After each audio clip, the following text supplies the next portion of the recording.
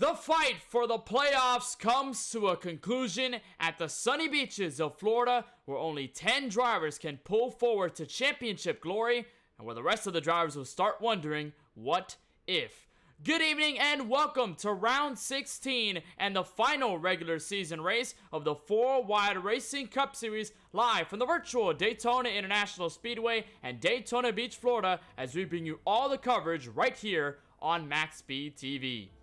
So happy to have you along for the final step of our regular season, where we deduce the 10 drivers that will make it for the playoffs, where alongside Francisco Bacchial, up atop the World Center of Racing in the broadcast booth, my name is Kenneth Bueno. It is going to be an exciting one, Francisco. 10 drivers will come out of tonight with a chance at a 4-Wide Racing Cup Series title. The rest of the field will just have to wonder until next season. But if you have a last-ditch effort, Daytona is the right place to do it. The World Center of Racing, Kenneth. Nothing we can say that everybody doesn't already know about this racetrack. It's a popular venue and also a chaotic venue. We see all sorts of things happen, all sorts of situations with playoffs involved, especially in the last couple of seasons when they moved this race to the last race of the regular season in the NASCAR Cup Series. And we've seen things like William Byron clutch his way into the playoffs with a win before, to get his first win for that matter. And even here last night, we had a lot of controversy over the finish of that one. Initially, Cody Ivey was listed as our race winner before it was handed to AJ Green after a disqualification. But upon further review after the race, they gave it back to Cody Ivey. So I don't know if we'll see exactly that sort of chaotic nature here tonight, but it certainly wouldn't be surprising if something similar were to happen. And this track has told many stories. Tonight, it will tell the tale for 10 drivers to move forward into the playoffs when we get to that in 2 weeks' time. Let's get a bit of info about where we are here in the virtual world. We'll take a look overhead at our MaxSpeedTV track map, with images, of course, provided to us by Google Earth. And this track, if you're an oval racing fan, you do not need any introduction whatsoever. It's a track built back in 1959 to hold the iconic Daytona 500 for the NASCAR Cup Series, and it's been around ever since as a staple and an icon in stock car racing history. It's a 2.5 mile, 4.02 kilometer racetrack with 31 degrees of banking in every single turn, 18 degrees on that faded tri-oval to the start finish line, and only 2 degrees of banking on the back straightaway. This track has told so much. This track has been around for so long, and to finish a regular season with the tensions right here at this track, it definitely means a lot in terms of the significance of how much these drivers are going to go all the way to the end here. And there's a lot of drivers in the mix for the championship and the playoffs specifically. We talked last night in the ARCA series about a lot of drivers trying to get their way in through wins. Tonight, some drivers are going to try to get in by points. Here are the look at your playoff grid. As of right now, your top 20 in the point standings: Colin Forster, Adam Alashar, your race winners this season. If you don't see a familiar face, then you definitely are not looking wrong. Brian M. Smith has decided to forfeit his playoff spot because he will not be able to make a lot of the races in the playoffs. So that will move Craig Lautenslager into 10th, and he'll be on the bubble, but he is still not safe. 5 points between himself and Kyle Benson, 9 points between Lautenslager and 12th place Cody Kinsey. Bishop on back from 13th to 20th have to win this race in order to get themselves into the top 10. We'll be also talking about a driver in Jovi Ray who also has to win, but actually needs to get himself into the top 20. He's got to win earlier this year, but he needs to lock in via points only. Make sure he can get past that top 20 threshold, and he will be okay. But as drivers get down to the starting grid, it is our time to take a moment to head trackside and give you the full running order on the grid. See exactly where every driver and your favorite driver will be starting here tonight from the virtual Daytona International Speedway. On pole is rookie Lawson Peel, looking for another win in the 4-wide racing competition after winning earlier in this season. AJ Green will be alongside him for Stock Motorsports in your first row on the starting grid to the green flag. Douglas Carlson will start tonight's race from 3rd, with Craig Lautenslager needing to keep his championship hopes alive via points. He will start tonight on that outside of row number 2. Kyle Benson just outside the championship fight. He's going to try and point his way in or win his way in from 5th on the grid. Lance Hill for Stock Motorsports will be to his outside. League owner Tyler Murray also trying to keep his playoff hopes alive. He'll roll off tonight from 7th, with Adam Alashar already locked in via a win at this very track earlier this season. He's got nothing to worry about as he starts tonight from P8. Your final drivers in the top 10 include former Daytona winner Tyler Warner and the 53 of Kevin D'Elia. Your 6th row consists of Mark Harris that we saw last night in the ARCA race, and Nicholas Azuzzi, who's hoping to win his way into the playoffs. And then, of course, behind them we see Colin Forster, your 4-time race winner this season, trying to see if he can get another one here before we get into the playoffs, hoping to carry some momentum. Jay Gimbel alongside him in the 14th position. Christopher Bishop, he's in that playoff battle, as you mentioned there in the points, alongside Brandon T. Banks. These guys racing for crucial positions. And looking at our next row of the grid, we have Eric Schaefer, who's hoping to have a solid night to get into that top 10. Curtis Kelly also hoping to be able to get a win. Tony Kivett in that number 7's been really consistent the last couple of races, but most likely going to have to win. Same case for CJ Munier, though I don't think he'll be able to make the top 20 in points.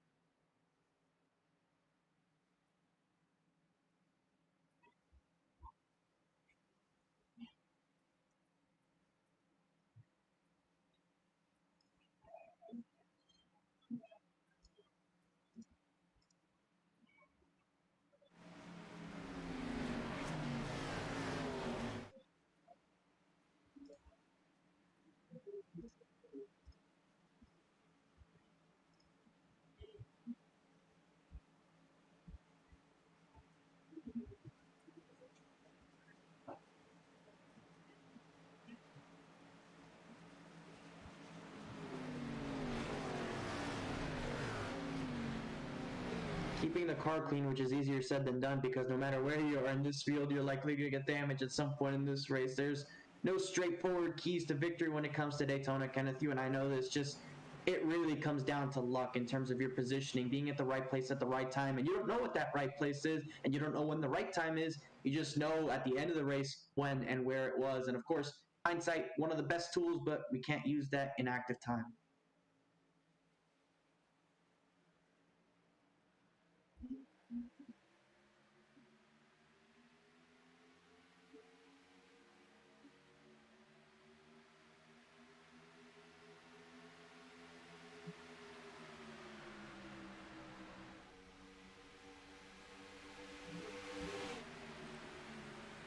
Not as big of a field tonight, Kenneth, as we've seen in the last couple of weeks, but nonetheless, you see this first pack of cars pretty decently strung out. You see a little bit of a second group already forming single file behind them as they're trying to kind of stay behind in this lead draft. And you see there are a lot of shuffling going on at the front of the field as Lon Slugger and AJ Green have worked their way to the inside. They've been able to take over the top 2 spots from that outside lane with your pole sitter moving down to 3rd. That's going to leave Lance Hill and the 4 of Alishire leading that outside lane. So Stocks Motorsports right now leading each line. Stock Motorsports able to control so far the gridlock, but it's AJ Green in that B48 to lead lap 1 here from Daytona. Had a nice shot from the 13 of Craig Launslager that got him all the way up there. So move that duo up to 1st and 2nd. Lawson Peel, your pole sitter. You have to move back to 3rd. Lance Hill and Douglas Carlson so far, your top 5. And most of the drivers up top have now decided to go all the way to the bottom. So there's a couple more drivers still left to go. That's Kevin D'Elia, Adam Alishire. You saw that 4 machine move to the bottom of the racetrack. So they all want to go single file practically early on. And Francisco, I think there was a note to be taken last night in the ARCA race. Of course, it's a very different package tonight than you would have with the ARCA Menard Series cars. There's not as much aggression with this package comparative to what we saw last night. So probably there is a better incentive here as you ride on board with Forster to just kind of ride here, wait a couple of laps, and then wait for the last moment to strike. Because when you're right here, when it's hard to make moves with this car naturally in the air, you're probably just going to want to stay to status quo and just wait for something to happen. And if nothing happens, just keep going. Yeah, the race is not going to get won on lap 3, and I think everyone realizes that. They know that the end of the race is when it matters, and it's also 100 laps around here. The best way to go by these 100 laps is to get single file and complete green flag laps, because ultimately green flag laps is how you go by the race the quickest possible way. So if you start getting a bunch of cautions, that's going to slow the race down and keep us here late into the evening. Last night, in that race, I believe we finished around the 11:30 mark, so it was rather late on that one with the rash of cautions we saw using up all the green-white checkers on that one yesterday. And, you know, speaking of the ARCA race yesterday, how about the guy who's leading this race right now, AJ Green? What a roller coaster of emotions at the end of that one. They're leading on the final lap, coming to the checkered flag, gets involved in a crash, finishes 2nd. The winner, Cody Ivey, in that one was announced as a DQ, putting AJ Green in the win. And then about an hour after the race, it was overturned once again, and it was placed that Cody Ivey was the race winner after a little bit of controversy right about in that part of the racetrack with a crash involving Ivey maybe being below the yellow line. So they definitely worked on that rule overnight. They made it clear as to how it's going to be monitored going forward. But regardless of what the rule was, it was definitely tough if you're AJ Green. Yeah, we talked about it after the broadcast, the fact that AJ Green went from kind of disappointment to finishing 2nd after crashing with Kyle Benson coming to the start-finish line, to pure elation knowing he won, and then back to disappointment knowing that he was going to remain 2nd place with that finish, and he was not going to come away with a checkered flag as Cody Ivey was reinstated as the race winner. But AJ Green having a better season in the Cup campaign. Of course, in the ARCA Series, it took him a while to get wound up in the ARCA campaign, but for the Cup Series, he's been there since the very start. I can recall back to Auto Club, first race of the season, where him and teammate Colin Forster were battling nose-to-nose all the way in the final corners on that green-white checkered attempt, and ever since then, Green has kept a consistency. There's no doubt that the 48 has not been up racing for the win, racing for a top 5, racing for a top 10, and all of that racks into very well-needed points for this very moment here to get yourself continue into the top 10 and be able to walk away as a playoff driver at the end of all the mayhem. So for Green here, I think his case is just to kind of ride around and just hope that he can stay where he's at. He's pretty much solid where he sits in the standings anyways, so that 48 doing very good up at the front of the field as of lap 6. Meanwhile, there's been pretty much no separation from first all the way back, although there has been a breakup here between 13th place Mark Harris, the last car in this first group, and Kevin D'Elia, who's the first car in the next group. That's Brandon Banks, at CJ Munier behind him, Eric Schaefer, a couple other drivers there as well, Brandon Gillis, Tony Kivet, Michael Newbraw, who's got already severe damage, Francisco. Not sure what happened to the driver, the 56, but as for one that pretty much wants to clinch his way into the playoffs, this is not a good look opening. It must have happened sometime in the first 6 laps or so away from us. We saw that he was a part of that group that in the first part of the restart where they were checking up and going slow just to kind of get away from that lead draft. I'm not exactly sure where this happened. I'm having a little bit of difficulty on my end being able to check it out, but when I get the opportunity to look back on it, I'll try and see. We'll try to get a word on what happened indeed to the 56 of Michael Newbraw. Meanwhile, a pass being made here just inside the top 10. That's Adam Alishire being pushed by the 99 of Colin Forster. Colin Forster with 4 race wins on the campaign. Won the last week's race at Rockingham Speedway, and a nice ending to that one. Did not want a green-white checkered to fly at the end, although he has been keen to work well under green-white checkered circumstances. Raced that all the way to the end. And he's going to slow down. Here's a caution will come out, and I believe it's Ant J. Wright, the one machine, the driver who started all the way in the rear of the field, P23. His Rowdy Energy Toyota Camry now limping to pit road, and he's going to actually stop there and continue going. There's the field going by, and we'll see exactly what indeed happened to the driver of the one as he brings out our first yellow early at lap 9 of 100. Take a moment to look at the replay here, and he's all by himself here, Francisco, so you would think that there's really no trouble for the Rowdy machine, but it's going to be off turn 4 where he's got a problem all in his own right. Maybe coming to pit, actually just go straight to the inside wall. I am very perplexed as to what that was. He obviously was in control of his race car up until that point, so I'm not sure what this was all about, what went into this going on. You see, you're right here with him, and he just hooks to left into the wall. I don't know if that was a hardware failure or what may have you, because we've seen that before in sim where drivers have just drove back to pit road fine.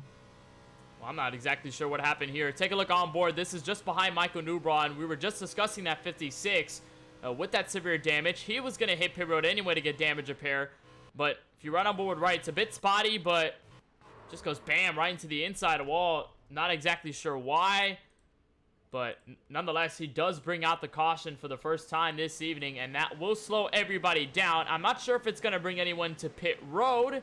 Actually, it will do. The answer will be yes, so leader AJ Green and everybody else on the lead lap will decide to go for service early. Maybe a call here for fuel if it stays green for the rest of the way throughout, and see if at least they can push that fuel tank a little further than naturally on the starting grid. But as for green, everybody else, they're going to hit pit road, and Ant J. Wright will also limp it back there. He's the faint Toyota Camry in the rear. A couple of drivers are getting their laps back. That does include Michael Newbraw, who's going to inevitably take this damage fix. He does have a fast pair, so he is okay. Meanwhile, leaders out of pit road. No trouble for AJ Green. He's going to get out first. You know, I will say this, Kenneth. I have not actually tried Rowdy Energy yet, and I'm hoping to get an opportunity to buy some soon. They don't have any in any stores around me. I believe I have to purchase those online. But if I ever get the opportunity to do so, I will do so. I have a couple of friends who've tried them, and they definitely recommend it. And I've seen a lot of conversation about Rowdy Energy, the taste of it, the different flavors, what people think about it, and of course, the stigma around the business that two-time NASCAR Cup Series champion Kyle Busch has put into the business. And they've done a lot on the marketing side. You know, they've been involved in sim racing. They've also partnered with Monday Night Racing, a league that runs on Mondays on Podium Esports. And they actually sponsor the series. So they are the title sponsors of it. And Kyle Busch brought the Rowdy colors to victory lane. Yeah, he won at the virtual...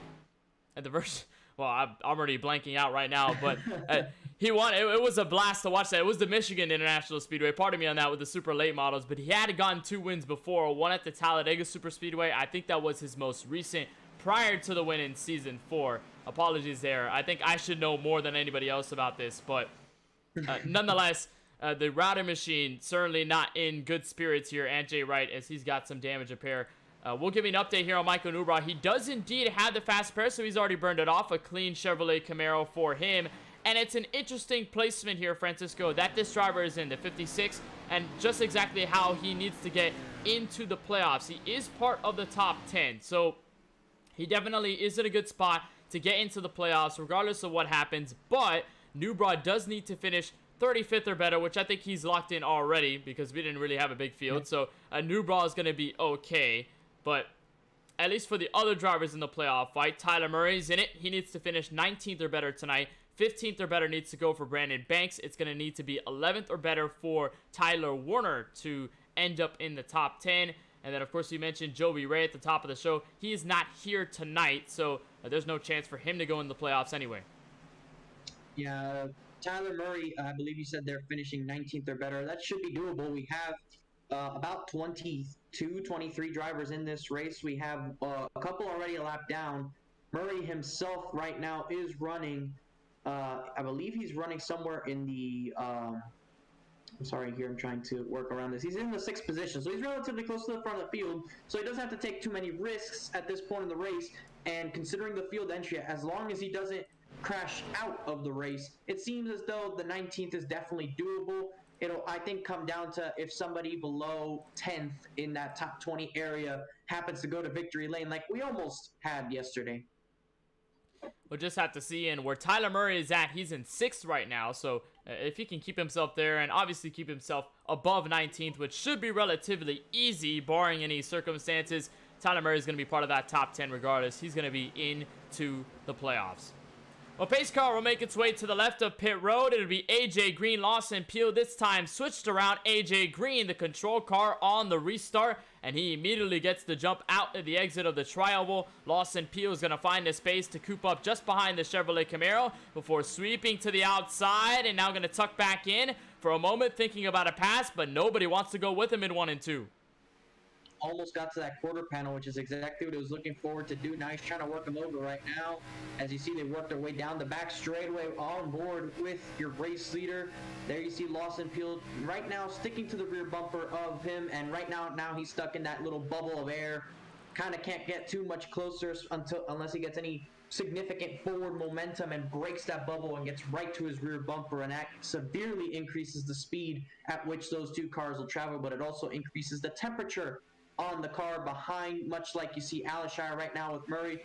Kind of went back a little bit. He saw him, he was right on his bumper, then he kind of checked up a little bit. Now he has a little bit more room, and it's very tough to break that bubble, which I've said this repeatedly at restrictor plate tracks, Kenneth. This is realistic if you were to go back to the no ride height rule cars that they used to run here when they had a little bit of a smaller spoiler and they had the rear bumpers basically dragging the ground. That definitely is more realistic towards that package, not so much the one we have nowadays. And of course that bubble being implemented right there between the 4 and the 8, also with the 5, the 10, the 75, all the guys trying to make strength and numbers work up top. And they've been able to get to the side of Lance Hill for a moment. They got to the 86 of Douglas Carlson. Now they got him beat. They're going to try to get to the fast number 34, the Ford Mustang down low in Lance Hill. So they are making somewhat of progress, but they can't get too close, Francisco, because one problem with this aero package, and one thing that a lot of drivers have not been happy about, is just the way that outside line works. Previously, you can just get a couple of guys up there and you'll be sailing on your own way, but you cannot side draft with these cars on that outside lane, because as soon as you get a little bit of momentum, it's going to reel itself back, and the drivers on the inside, much like you're seeing right now, are just going to start to gain the momentum back. And with the shortest way around the track that they have tucked in on that double yellow line, chances are they are usually going to get the advantage of it 9 times out of 10. The one exception just being if you have pretty much everybody up there and maybe 1 or 2 cars down on the inside lane. So that's been a problem for a lot of drivers trying to make that second lane work. And Francisco, that's also been a problem just overall in our super speedway races. Daytona had sort of the same phenomenon. Talladega, which was the last super speedway race we visited, also had the same issue even in the early stages, in the middle of the race, and near the end. So these drivers have had to fight with it pretty much all season long. Yeah, but if you get it to work, it actually is very good. You see, the Ford was able to get right to the rear bumper of Murray. I'm not sure if they got disconnected a little bit now. But you see, the good thing is right there when they stack up, as you got to push right there for sure. But right there when they stack up, if you're right on that lead car's bumper, you're able to. And you look at this little squeeze he puts on right there, able to slot in. That leaves Alishire out now to lead that outside line. The way you want to be able to lead the outside lines, those first 2 cars in line have to be in communication, or at least be on the same page as to what they're going to do, because you have to take the push aggressively too, so you can get up to the next car.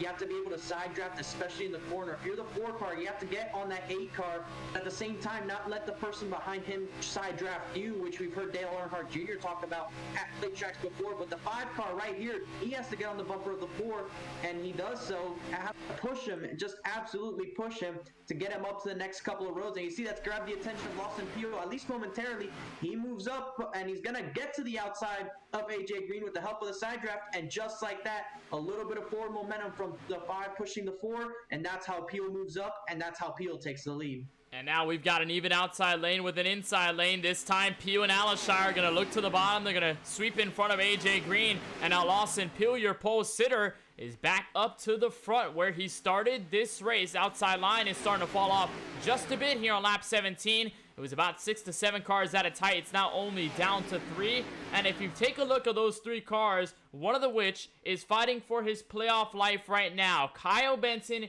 in the 10 machine. It's no problem for him in the ARCA series on the other side because he's got 3 wins. He was already locked in anyway because of how he's been able to get to victory lane multiple times. But in this series, in this campaign, he has yet to find his way to the lead at the end of a race to win an event and take a checkered flag off. And for Benson, after taking 1 win last campaign at the Charlotte Roval, it's been tough for him ever since to get back to victory circle. And for the 10 of Benson, he is now 5 points going into this race, away from the 13 of Craig Lautenslager, which, if you can tell, if you rode on board with him a couple of moments ago, he's about 2 cars in front of that number 10 machine. So Benson has to do work. Yeah, it's been a contrast of the seasons that Kyle Benson had 1 season ago and this time around. Last season, he finished it with 2 wins. He had the win at the Roval in the regular season, and he won at Kansas in the playoffs. And unfortunately for him, it's just been not so good luck. He has had speed, not quite the same as last season. Last season, he was usually in the top 3 every single lap of every race. But this season's been more of a struggle with the new competition, with these new rookies taking the fight to them. But also the luck has just not been there for Kyle Benson. You couple all that together, that's why he finds himself on the outside looking in. The good thing, it's only a 5-point gap, so he doesn't need anything egregious, anything extraneous to happen, nothing crazy. It is something rather simple. It's still difficult because you don't know how the race is going to play out, but basically he has to finish 5 spots ahead of Craig Lautenslager, or 6. I'm not sure how the tiebreaker would work there, but if he finishes just a handful of spots ahead of that 13, that is the playoff spot to him. Again, assuming that nobody outside the cutoff in that 11th to 20th range wins. So not the season that Benson was looking forward to, but also you can chalk up where he lost points to something rather recent. If you remember at the Kansas Speedway, he was battling for the win in that race, and I don't remember exactly what happened right now off the top of my head, but he got involved in an incident, and that took him out of the race late in the running, and that easily cost him 20 points. I can recount multiple times throughout the season where Benson has been on par for very consistent performances. It didn't even need to be race wins. It could have just been a top 5 or maybe a top 3 here and there, but he would just unfortunately get bitten, and then he would end up in an incident. He would be behind the 8 ball. His car would be severely damaged, and then he would just have no option either to just pull it behind the garage or just try to get the best as is, and usually the best is not good enough there for that playoff bubble, and that's exactly why he's behind that cut line going into tonight's race. And Benson was as far as the championship 5 last season, so he's got experience working in the playoffs even without that many wins. Francisco, you mentioned Kansas being that win that really catalyzed that movement to the championship 5, but even before that, the win at the Charlotte Roval was 1, but it was enough to just have him there, and he was able to just keep himself forward, keep himself composed, and that's what got him into that championship 5 situation at the Charlotte Motor Speedway. So for Benson, he doesn't need the greatest miracle. He just needs something positive to happen in his direction slightly for it to go his way. And unfortunately for him, it hasn't happened. Not yet anyways. It's been very tough. But, you mentioned it right there. Last season, the different winners we had compared to this one. Last season, we had Brian M. Smith, who wasn't a championship contender at all. He won a couple of races, especially in the playoffs. We also had the likes of your defending champion, Scott Healy, who we haven't seen this season. He won 4 races en route to his championship 1 season ago. So you start taking into account who won all those races last season. Someone's got to win those races this time around, but it hasn't been the people we've expected to. It's been these rookies, these newcomers that have filled the shoes, and they've done a great job, Kenneth. I don't think I've seen rookie class in any sort of series in bunches like we've seen here be able to take up the mantle and really take it to the playoff drivers, because if I do read these points correctly, at least half of the playoff field is new this season. Yeah, a lot of them are new, and of course the driver that tops the point standings was a new driver this season, Colin Forrester, Adam Alshire. Those two who are locked in via the wins earlier this season, they pretty much are new to the series. They were new faces by the time we reached Auto Club, and we did not expect them to really get off to a fiery start like they did, especially in the case of Colin Forster winning the first 3 races in a row. I don't think any of us were expecting a rookie to go out and do that. We were expecting a lot of the veterans to take over and maybe some of the new faces to have their shines here and there, but they have really taken over. The new generation of 4 Wide Cup talent, they have really taken this series over, and they've taken it by storm. It's been a fantastic run for those guys, and especially for the group of Stock Motorsports. You mentioned, of course, Alashire, Colin Forster, even AJ Green, the new guys. They're all part of the same team. So Stock Motorsports, a new entrant into the 4 Wide Cup season this year, have definitely put it on and have let everybody know that they're here to stay, and they're here for a championship here in the 4 Wide Racing Cup Series. Up to the first quarter of this race here from the virtual Daytona International Speedway. How about we turn things up and crank it up here on MaxSpeedTV.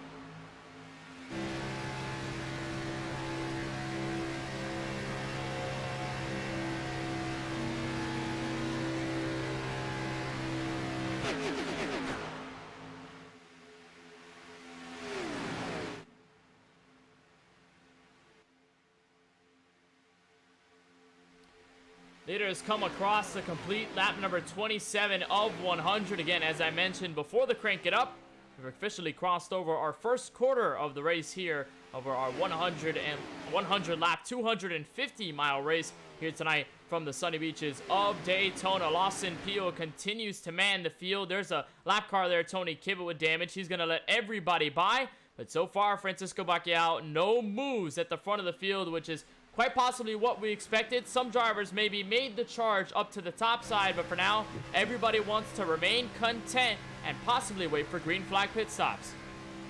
And once again, Kenneth, we went over this earlier in the race during that first caution, that this race is 100 laps long, and you have to get to lap 100 to win the race. You're not going to do so on lap 29 of the race, so these guys are trying to be patient. They're trying to at least click off some of the laps and wait until the pit stops get over with and wait until that last portion of the race to really start racing, because why would you get double file if you really think about it? Why would you get double file and race very aggressively on lap 29? Yeah, maybe it could get a little bit boring. Maybe it could get a little bit mundane sitting out there in a single file train like this. But you do stand a better chance to win by doing this. You definitely do, and you give way for pretty much no chaos to happen up at the front. Yes, some dramatic things can happen, but when you're single file, it's a lot harder to get into a crash. So if you just kind of ride around here, everybody has the same agenda of just waiting until the very end to make these moves, and then you just kind of have everybody on the same page, everybody on the calm note, and then it's just going to be a lot harder for people to make incidents because they're all wary that, all right, we're just here to ride around. We're not here to do anything crazy. Not here to be insanely aggressive. Let's just wait until maybe at the end of the race. Then we can try and push. Then we can try and really make our case for the win possible. But for now, we have a bigger picture ahead of us. So let's try and work on that first before we can get all the way to the very end. And that's what I can reckon the entire field is on right now. Has been some bit of separation here. Saw 3-car pack that's developed just behind these guys in this position. Starts with Eric Schaefer. They have caught up just a bit here to this first pack. It's Eric Schaefer, Brandon Banks, and CJ Munier. Brandon Banks, a driver who wants to get into the playoffs, needs to finish 15th or better. He currently sits 15th right now, just needs to hope that he stays there or makes gain on track position to get into the top 10 and stay in playoff position.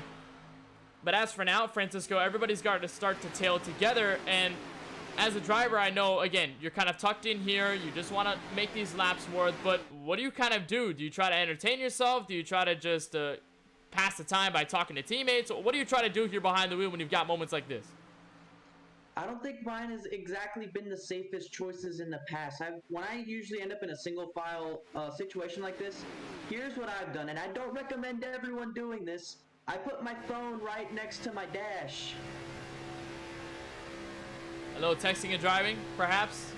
Yep, it's very difficult to really stay entertained, especially when you have long runs like this, because if you had to look forward to maybe fuel, then yeah, you gotta fiddle around with the fuel, maybe talk with some teammates, think about what lap you gotta pick, but usually that sorts itself in the last 5 laps before you actually come down pit road. You usually don't do the whole run like that. The first 5-10 laps, if you're racing aggressively, you're obviously focused, but if you get single file like this immediately, and you know you have to go at least 30-35 laps before you gotta think about pit stops, then you gotta pass the time somehow, because you're going full throttle, barely turning it to the left, and that's what makes it very mundane from behind the wheel when you're doing this. It's the sheer fact that it becomes very repetitive, and don't get me wrong, every oval is repetitive because it's the same motion, but it's especially tough here because of the fact that, you know, you're just full throttle. It's probably the simplest form of racing if it were on your own, but of course you're not on your own. But that still sort of plays into effect here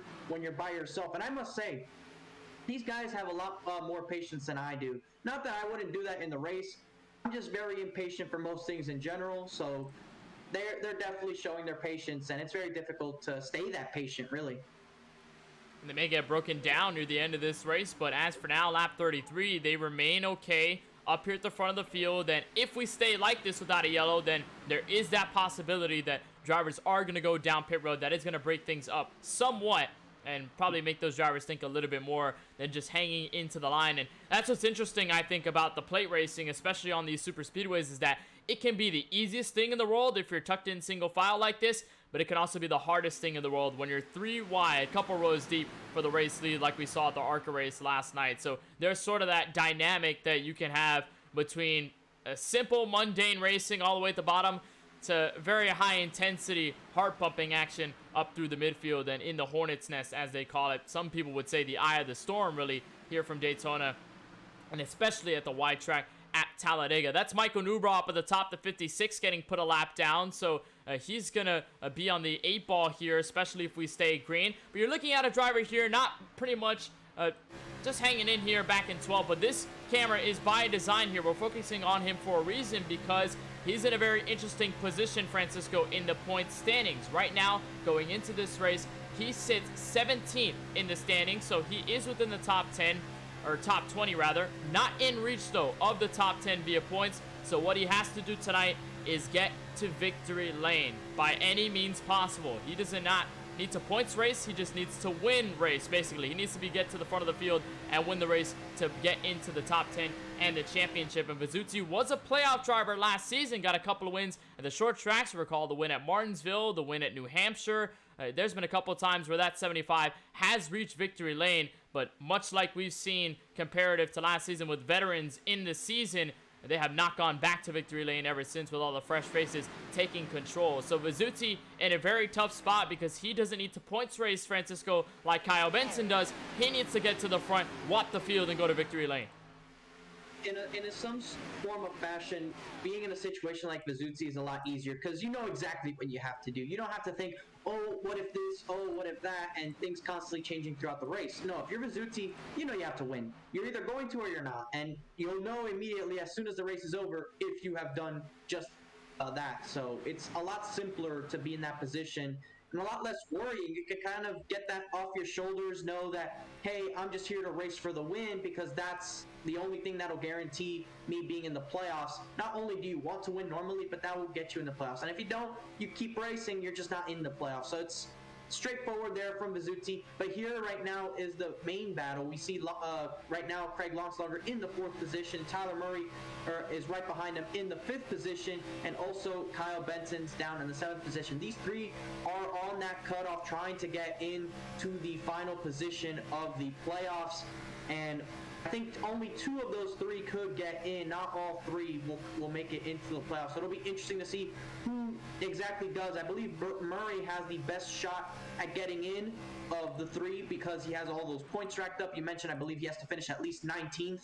And right now we have one car at least about 15 or 20 laps down, and a couple other cars lapped right now. At this point in the race, we have 17 cars on the lead lap. I believe a couple hit pit road, but right now either way it is looking good for that 8 of Tyler Murray, and as long as he doesn't wreck, it should be playoffs for him.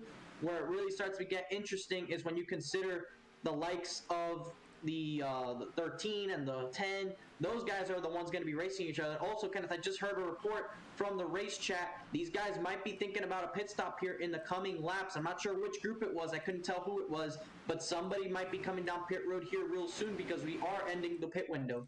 And here they come, leaders on the brakes, hopping. It's the top 3. That's Lawson Peel, AJ Green. Look at the pass by Adam Alishire at the front of the field. There's Jay Gimbel, Lance Hill, Kevin D'Elia, Colin Forster, Mark Harris, Nicholas Vizzuti. All of them coming down the pit lane. This time by, they were approaching 30 laps on their stint of fuel. And when they pitted on lap 10, I think they were parking for this number right here, if it stayed green, to go all the way. That's exactly what they're going to do. Many of them taking 4 fresh tires and gas. First one is out and away, but Lawson Peel most likely be the first one in this group. I believe that's Christopher Bishop, the first one out through. Lance Hill, AJ Green going to get out first in front of Peel, so they may take the net race lead away. It's going to be very interesting when they get packed in. Colin Forster, even more so. He ended up 3rd. 3 stock motorsports drivers. Yeah, they probably took a little bit less fuel, which will hold them in their stall about a 10th or 2 tenths slower, or less time actually, and that could make a big difference in just the acceleration and also hitting your marks on the pit entry. We saw Alishire be aggressive, but probably had a problem in his stall because he lost several spots. So the entry, the exit, and of course executing in the pit road is probably the most effective. Here we see the second group here now on pit road, and you're seeing these guys take tires. That's because they've gone a full fuel run. They have 5 sets of tires. They're going to use them, and the best time to do so is here under the green flag. And looks like Benson's going to jump these guys. He's going to get ahead of those 2 he's battling. Those 3 come out actually right next to each other in terms of position. Murray coming out the last one of those, but he's the one that probably least needs these positions. So that puts the 2 that are directly fighting each other out in front of one another. But I must say also, Kenneth, that the strategy behind these green flag pit stops, that group that came first, there you see them. They're already formed up. They're going to catch up and pass this group by a mile, because if you pit first, the undercut here is actually very powerful. Nothing to do with tires. All has to do with getting up to speed quicker, and you're seeing it pay out right here. And especially given the fact that there were only about a handful of cars that went down pit road. Only 3 notable here in Benson, Lounslager, and Murray that exited, but there were way more than 3 by the time this first group went down pit road before the second group did. So already getting up to speed together in the draft they will, and it will be Lance Hill, the Fast.co Ford Mustang. He will lead the first laps of the race, at least for him tonight. followed by his teammates in AJ Green and Colin Forrester. So the good news for those guys is that they found their teammates. Maybe they can get Alishar up here. That'll make things a Stock Motorsports quartet here at the front of the field. But for now, they've got that trio commanding that inside lane. And as for Lounslugger and Murray, they've caught within each other. Kyle Benson, good news for him. He's staying within the top 7. So he's caught latch of this first group. Lounslugger and Murray may do so, but it's a step in the right direction, Francisco, off of that pit sequence from Benson to get in front of Lounslugger first. And it looks like Lounslugger is actually going to lose that draft, even though he does have help from Murray, that he's going to lose that position. They're about a second, just about a second and a half behind, and that's really the cutoff from when you start hitting the draft. And of course, they're going slower. 2 cars, it's not going to go as fast as those 8 up front. So they have lost that draft of Kyle Benson for sure now. It's about almost 2 seconds, the gap. So these guys are now going to start losing ground to them. They might fall victim to cars behind them just if there's any major packs that form up. But right now, this is exactly what Kyle Benson needed for his chances. Now, he doesn't have to worry about the 13 gaining positions. He can only lose positions. And of course, we know Benson can still gain. He still has positions out front that he can make passes on and still gain points relative to these guys. So it's going to be interesting to see just how this plays out. We saw them not quite go 30 laps on that fuel run with that pit stop on around lap 10 or 11, and they came in on lap 39. So a little bit short of the 30 lap mark. No reason to stretch it because they can do a safe 2-stop and go to the end of the race, meaning these guys will probably come around the lap 70 mark, and then they can go safely the rest of the way. That seems to be the strategy. That might be what these guys do, and if it is, it should be no problems as far as fuel. It's going to be very easy as long as yellows don't come out. But even if yellows do come out, then it's just going to give the opportunity even further for these guys to come down for service. So it's kind of a win-win no matter what. It is maybe going to get dicey if it comes earlier than expected. But again, if it comes closer to that lap 70 mark where these drivers would have to go down pit road regardless, then they'll be okay. They know they can put a full tank in, and they are okay for the rest of the event. Now, the biggest problem is if you're able to get around that fuel situation is track position, because of course pit road can only do so much. We saw the field shake up. That's why you see Lance Hill up at the front. It's because he made a daring braking move into pit lane faster than all the other guys, so he was able to really take advantage of the entire field up at the front. But now if, let's say, you don't get that lucky on pit road, you don't get as fast in front of others, how do you play this track position wise? Do you get people to work with you? Do you find teammates? Do you find friends? What is there in the realm of possibility for drivers beneath, let's say, I'd say 4th on back since the top 3 are teammates, to get up here and maybe make a contention for the win when the time comes? Well, when you're not in a organization like those in the top 3 are and 3 of the top 6, you kind of have to work with each other to defeat them, in the sense that you know they're going to work together, and the only chance you stand is by working against them. So you know what they say, the enemy of my enemy is my friend. That's exactly what they're going to have to deal with. And you see right here actually a little bit of racing going on. A little bit further back, you see moves being made. They're going to actually go around some of these guys for these positions. That's Tyler Murray and Craig Lounslugger. So actually, these passes right here, very crucial, Kenneth. You see exactly 5, 6 guys going by. That's exactly the amount of positions that was needed. Actually, look, Brandon T. Banks crucially gets shuffled out. So I do believe right there, as Lounslugger goes by the 88, that means that Kyle Benson and Lounslugger are tied for the last position. That's exactly what Benson needed. And if he can gain at least one more spot, then he is clear for the top 10 into the playoffs. There was only one other battle apart from Benson Lounslugger to note of, but the driver who was supposed to be in that battle tonight is not here in this race. It was Cody Kinsey, who was 9 points out. If he showed up tonight, then we would be talking about him more, but because unfortunately he was not able to show up, he's not going to be a part of the top 10 in conversation unless some ruling happens by race officials somewhere offside of the track. But on the track right now, this is exactly what Benson needed in 8th. And where Lounslugger sits, he's back in P14, just behind Tyler Murray. And that's exactly where it stepped in the right direction for Benson. Francisco, was that pit stop. Get everybody separated, latch on to that first group, let Murray and Lounslugger kind of play with themselves near the rear and fall out of that first group. And then now they've come to mercy of this pack right here, led by the 86 of Douglas Carlson. So I did make a mistake there because Benson's running in 8th, not 9th. So that is 1 point advantage to Kyle Benson. But right now it's still up in the air. Why? Because they're both at the back of their respective lines, so they can both gain positions still. And if Lawrence Longer gets to the front of that train, that's going to force Benson to have to move towards the front of his train. And we just went over what is most likely going to happen for these guys to get by the Stonks Motorsports guys. And we saw the same thing in the first Daytona race, Kenneth. We saw these guys working together. We saw a lot of green flag action. We saw green flag pit stops. We saw half the race really go by green. I think the first 60 laps of the Daytona race under the sunlight went green flag before we had a couple, not too many yellows in the second half of the race, hoping not to have the same thing here tonight. But with the smaller overall field, and of course the two main groups being single file, it is looking promising, to say the least, at least in the middle portion of this race, for it to continue going green. And as they remain single file, that's exactly what the motive is by many of the leaders, especially the Stock Motorsports guys. I think they, more than anybody else, would want to see this race stay green, just because they're commanding 1, 2, 3 on the track right now in 34, 48, 99. So they can only just help themselves here. And all three of these guys, in the case in AJ Green, he's 5th in point standings, the 34 of Lance Hill. He's just behind Green, 6th in point standings. And then, of course, like we mentioned tonight, Colin Forster has the most wins by any driver apart from Brian M. Smith with a total of 4. So all three of these guys, barring anything else, they should be okay regardless. They're locked in via points. They're clinched in this situation, so they have no worries. They can just run for the win if possible.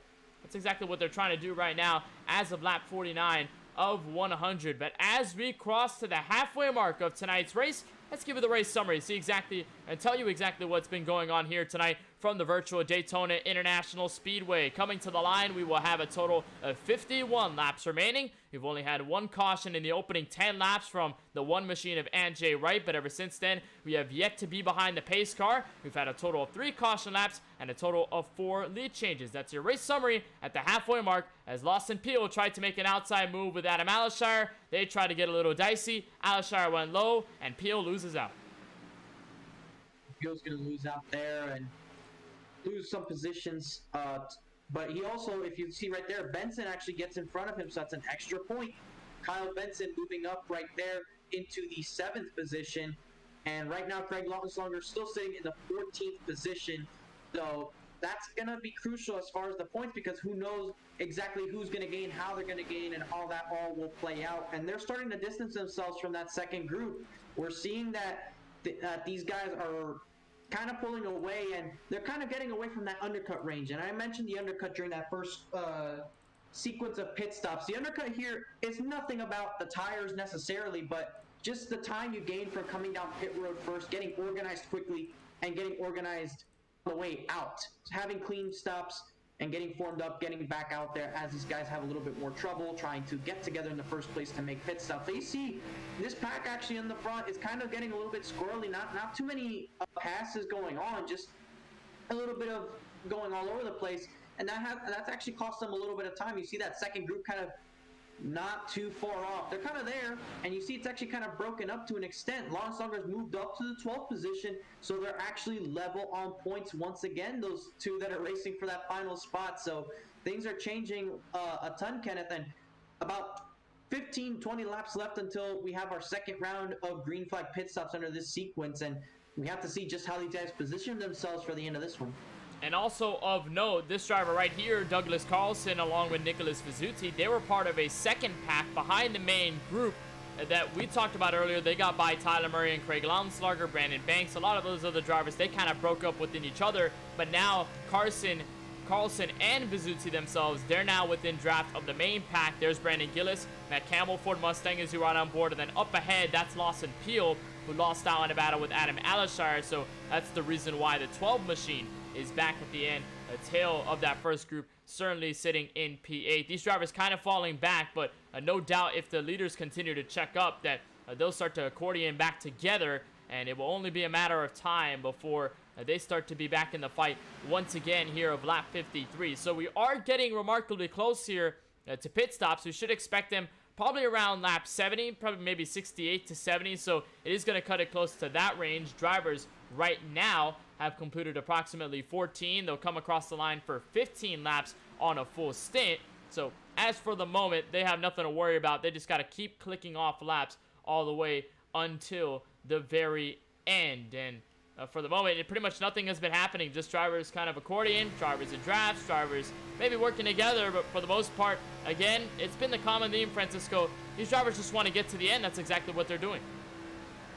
And we don't have to go over it once again. It's just, that's the smart way to race about this. Yeah, it could be not the most appealing type of thing to watch. You know, it makes it difficult on not just us, but the viewer as well.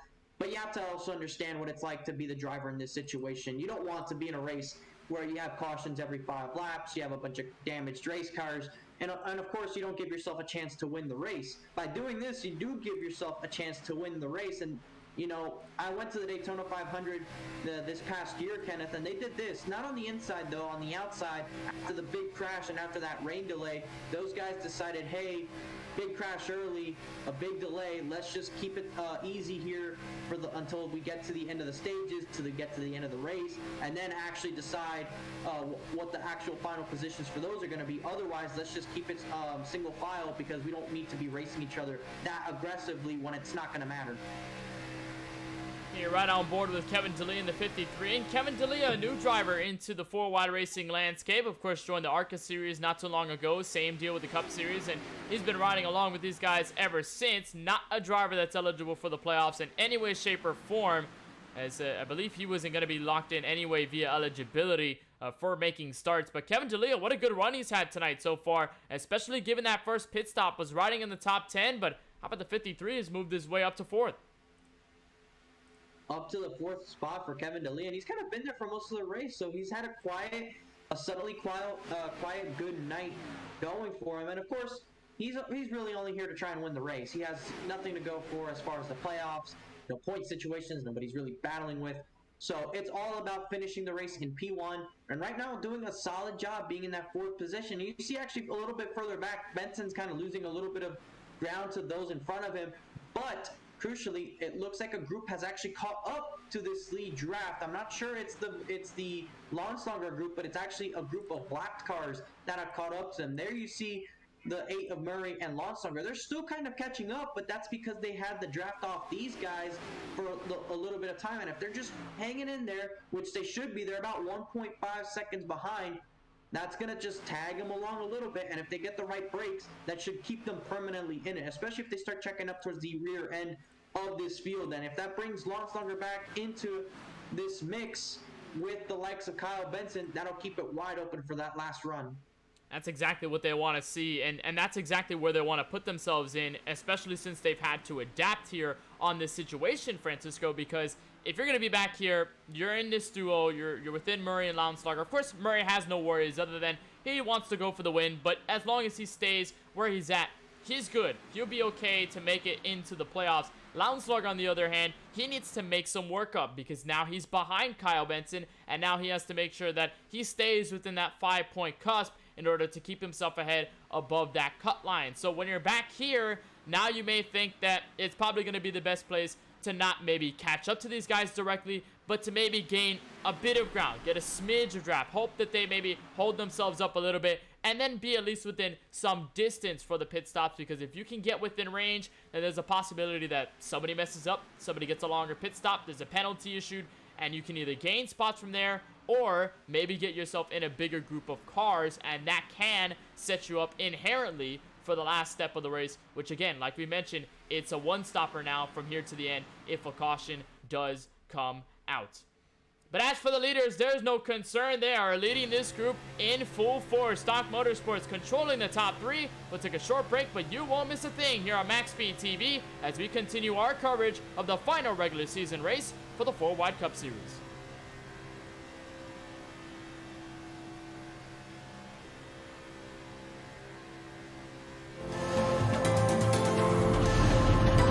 We've been waiting for this moment. Generations of innovation all coming together in one place. A pedigree of more than 70 years of NASCAR Cup Series history, from the past to the present, from Petty to Earnhardt to Elliott. Today, there's no more waiting. The future of NASCAR is now. Drive the next-gen cars today on iRacing and step into the next generation of racing.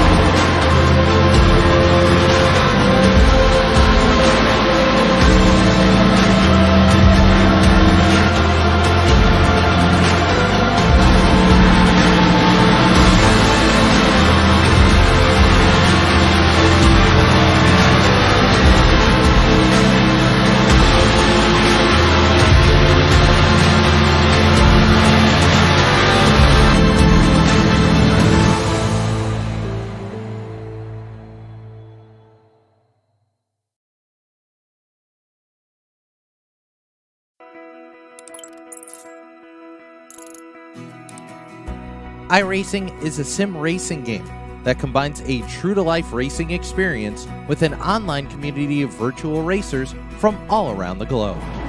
iRacing offers a multitude of officially licensed cars and tracks, laser scanned with millimeter accuracy. Their car models and mechanical systems are based on real-world physics, engineered in cooperation with manufacturers and race teams. Their skill license system ranges from rookie to pro, ensuring members are always pitted against those with similar skill sets.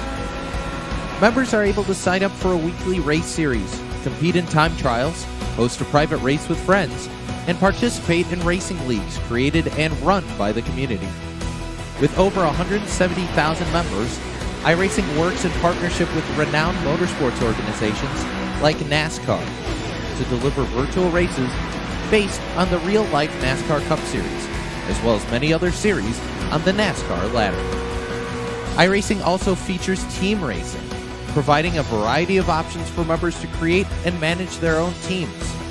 Race with friends or real-world teammates in full-length endurance events like the 24 Hours of Daytona, Spa 24, or the Bathurst 12 Hour. Additional partners include IMSA, World of Outlaws, Supercars, and IndyCar, allowing members to race in their very own Indianapolis 500, Bathurst 1000, Chili Bowl, and many more iconic events. This is iRacing, delivering the most authentic racing experience short of getting into a real race car. Sign up today at iRacing.com.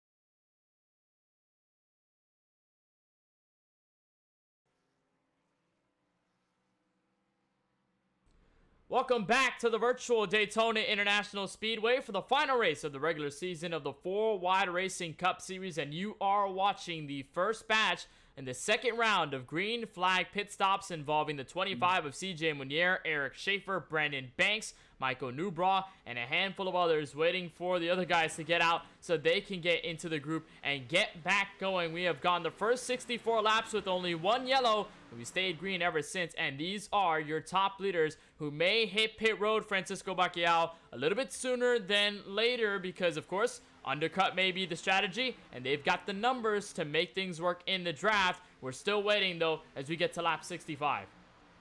They pitted too early, though, Kenneth. I don't think they're going to have enough fuel to go to the end of the race by pitting this early. The window, as far as it can possibly go, I think is 33, 34 laps, which means pitting no earlier than lap 67, and we're just a handful of laps away from that. So these guys either have to save aggressively or hope for a caution. Right now, the undercut, they only have these 3 right now, but the undercut should help them gain track position. Once again, I'm not exactly sure that if this does stay green, if this is going to be the exact move that they should be going to. But look at this. Most of the field's actually going to come down pit road with 36 laps to go. I'm not sure that they can all make it. A little bit of contact there with Alish Iron Hill. And actually, we got one going through the grass. It's Gimbal.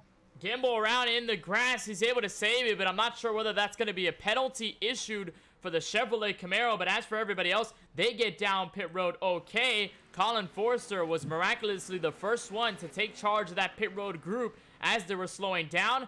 And everyone's going to take 4 fresh tires and some fuel to be on their way. And this should most likely be the final stint here for these guys. Forrester's going to come out first. There goes Lawson Peel. There's teammate AJ Green. They're going to lose out on Lance Hill for a moment. There may be a position gain there for Kyle Benson. Actually, he's going to tuck in behind the 34. He's going to stay in front of the 53. But still, nonetheless, solid pit stop for the drivers in the first group. Now here comes the driver who stayed out the longest, Douglas Carlson, all by himself to pit lane.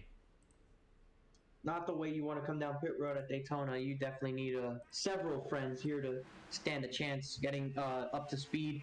You see right there, there's the group. They're coming back up to speed, still trying to organize, and they're very strung out. And there you saw turn 2 was the main group that came down first up to speed. They're going around the outside now. They're about to go past the outside of Launslauger here as you're on board with them. You can see those 3 cars go through by them in any second now. There you see them right now.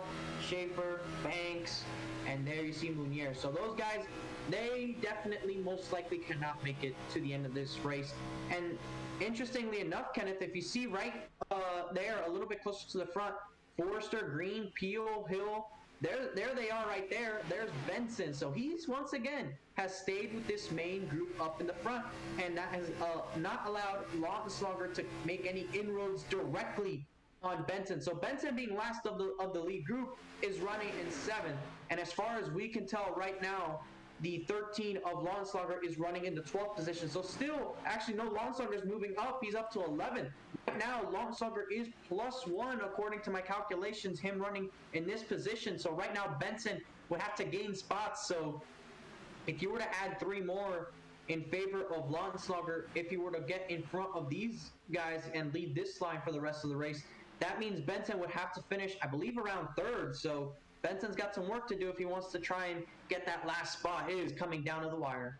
And the good news here for the 13 of Lautenschlager is that unlike the last pit stop, he's actually got a group to suffice with him. The last time he was only with Tyler Murray. They fell out of the grasp of the first group, and they were just kind of all by themselves, getting attacked by other larger car groups behind them. But this time, they've caught up to CJ Munier. They've caught up to the drivers in front in the 88 of Brandon Banks and 22 of Eric Schaefer. So they're in, at least for Murray and Lautenschlager, and more so for Lautenschlager, they're in kind of the sweet spot here because they've got a good group now, and all they can do is just try and hold on for the race. And should Lautenschlager keep this position and should Benson not gain, then this is the best case scenario for Lautenschlager to make his way into the 4-Wide Cup Series playoffs without a doubt. But Benson is still trying to make a fight worth 4th position because, again, he needs that 1 point now, and he was trying to get around Jay Gimbel there for a moment. He was not able to do it, and now he's falling out of the main group.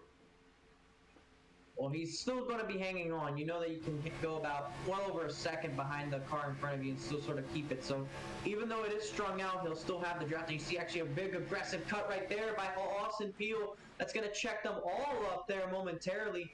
Still good. They're still going to have the draft of this lead group, so nothing overtly to be concerned about right now. But Benson, in the next 30 laps of this race, has got to figure out how to get ahead of this group. And, you know, just seeing how much the fuel usage has exactly gone in this race, Kenneth, maybe, just maybe, there'll be a handful of laps short on fuel, which will lead me to ask, what would they do in this last run? Would they split it? What would they do? Are they hoping for a caution?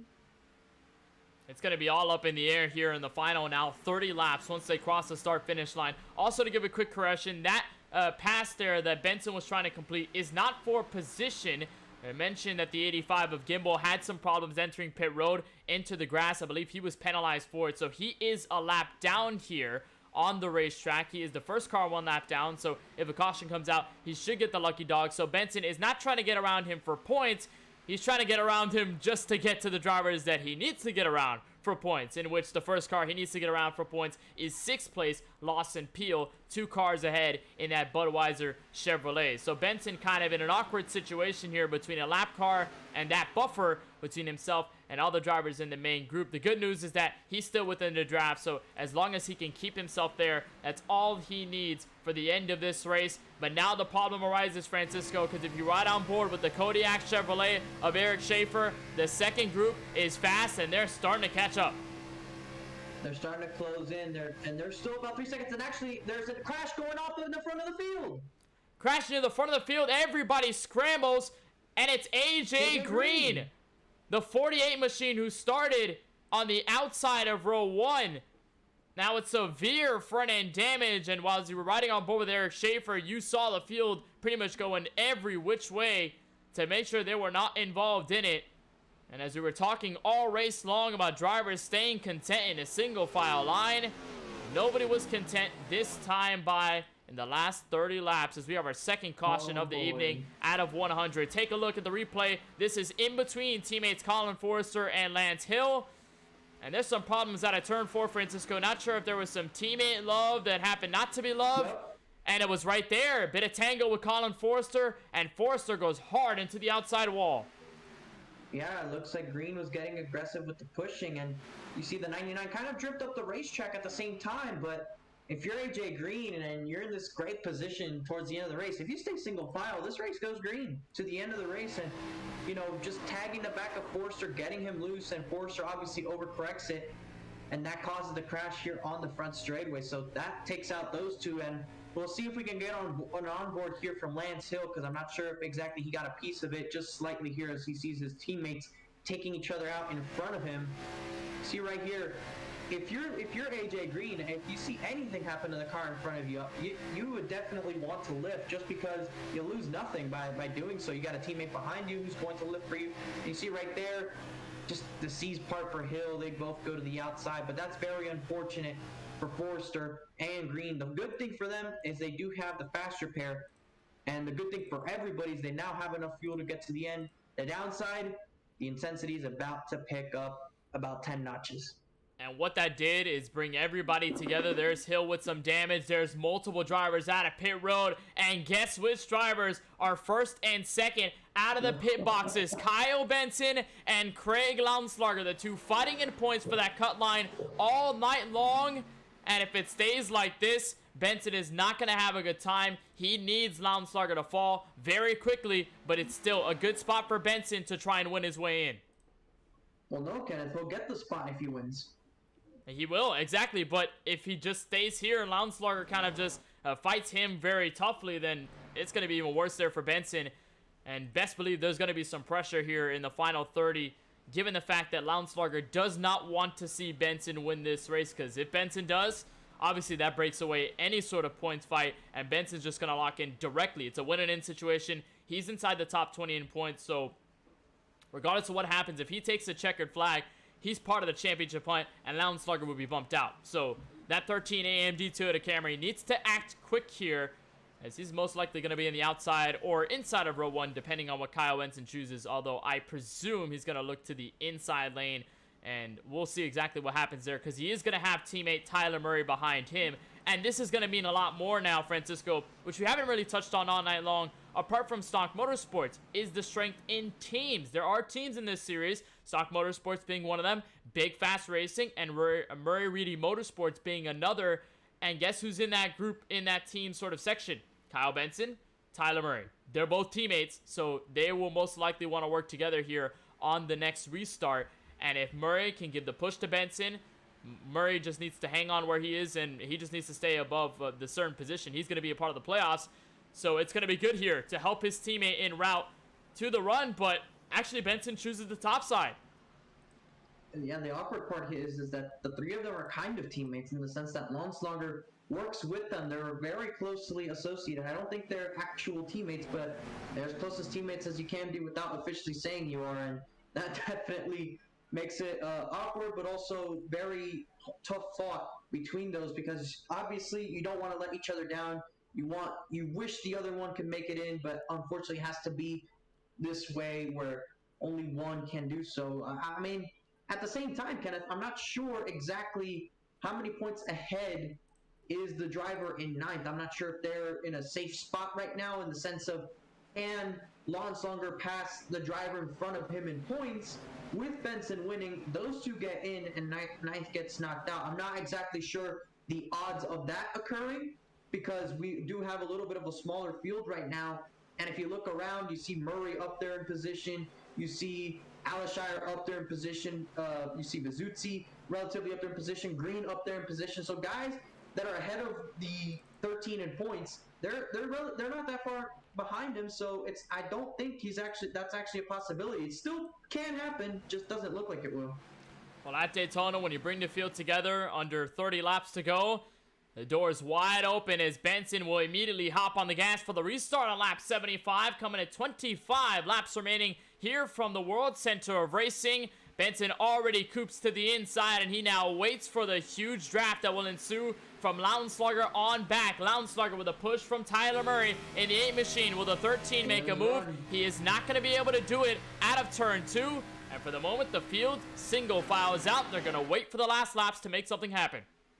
You saw the 13 had a run there, but he didn't have any help behind him at the same time. They were too far back. If he had gone for that with no help, they would have let them out to dry. So right now, Launslager's in the position he has to be in order to make this happen. But also, crucially, right now, Launslager has not led a lap this race. Kyle Benson has now led laps in this race. So if they don't finish either 1-2, and if Lonslonger doesn't lead a lap in this race, that's one less position that Benson has to finish in front of the 13 to get that spot.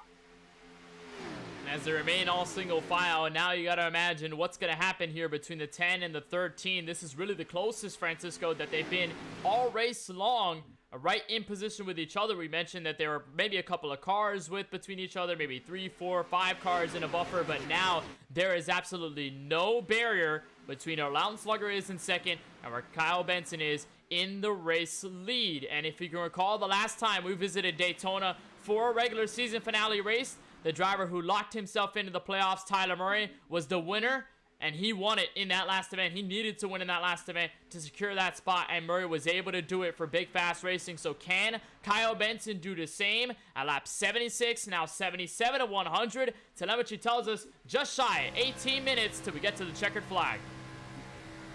I'm willing to bet that it's going to be over on the 18 minutes. It most likely will if we get a caution, and everybody will start to scramble around to make moves. There's a good look at the entire field, where they stand, everyone single file. And if you want an update on where Stock Motorsports is, Lance Hill, the survivor of the crash between Forrester and Green, he currently sits in 5th. There he is, that Ford Mustang, tucked in between his teammate Adam Alashire and Lawson Peel in the 12. As for AJ Green and Colin Forrester, for AJ, you can see him just behind that 75 of Nicholas Vizzuti. That's where he wins right now in the midst, running just inside the top 10 in 9th. And then as for the 99 of Forrester, he's all the way back there, 5 laps down and counting in 21st. So for the 4-time winner, his race is over. Although this is not going to be the biggest concern because he will just recoup, refocus, and get to work at Darlington, which will happen in 2 weeks' time. And of course, Kenneth, that's something that we probably haven't talked about as much. Bristol was originally supposed to be the opening race of the playoffs, but because Darlington did not occur earlier in the season because of troubles with iRacing for the Season 4 updates and did not allow us to run that race, that they swapped it out. So Darlington's going to be the playoff opener. That's going to be very interesting for that for the particular round of the playoffs to get to the Final Four, but also because it changes the approach entirely. These drivers knew it. The thing is, being this close towards actually having to worry about Darlington is interesting because the challenge about Darlington, Kenneth, is you have to run the outside, but the outside is very slick with the changes they made to it this year when the Pro Invitational went there. You have a lot of wall proximity, arrow push to get you out of that wall. It is so much, and when you have this low downforce package and high horsepower, it makes it insanely difficult. It would not surprise me if you see a lot of guys struggling to go by there, but also these are some of the best drivers we got, so you have to think some of them should find a knack around there. And if you look back to the last time 4 Wide went to Darlington Raceway, it was earlier this season, not in the Cup Series because of what you said, Francisco, the fact that they had to delay it and move it, switch it with Bristol into the opening round of the playoffs, but a driver who was contending for the win in the ARCA race at the Darlington Raceway is the driver you're looking at right now on screen. That 13 of Craig Lounslager was just short of Joe Sanchez for the race win. So if there's anybody that kind of knows about low downforce, about tough tracks, and getting close to winning, that 13 of Craig Lounslager is possibly a candidate for the checkered flag. There, as the 86 gets turned around, you saw it right on your screen. That's Douglas Carlson. Caution waves with 20 laps to go, and Carlson is on his roof. Upside down, and he's stuck there. That's going to be a tell for him. So unfortunately, the night is going to end early for him, at least at contending for the win. I believe he does have the fast repair, but towing there is going to be the ultimate bedrock there for the 86 of Douglas Carlson. We'll get a look here, see exactly what happened to Douglas there, and it did not look pretty off the turn two. You see right there to the inside, I believe that is the 85 of Gimbal to his outside. Gimbal tries to squeeze in right there and just hooks him, and wow, that is very law-defying. He goes up in the air and comes to rest, not on all fours, but on one roof. As you'll take another look at it, that is indeed the 85 of Jay Gimbal, who we mentioned had a pit road speeding penalty after getting caught up on the brakes, went for a trip into the grass. And that doesn't look good there, but I can imagine that Gimbal was either trying to get himself back in line or maybe side drive to keep himself there with Carlson, but just got a little bit too close. And then, of course, hooks that rear end, and that is not pretty to see when you're going the upside down direction. I think, to quote Ricky Bobby, I'm not looking the right way, and he's definitely facing the pavement. he goes straight to the garage. His race may be over.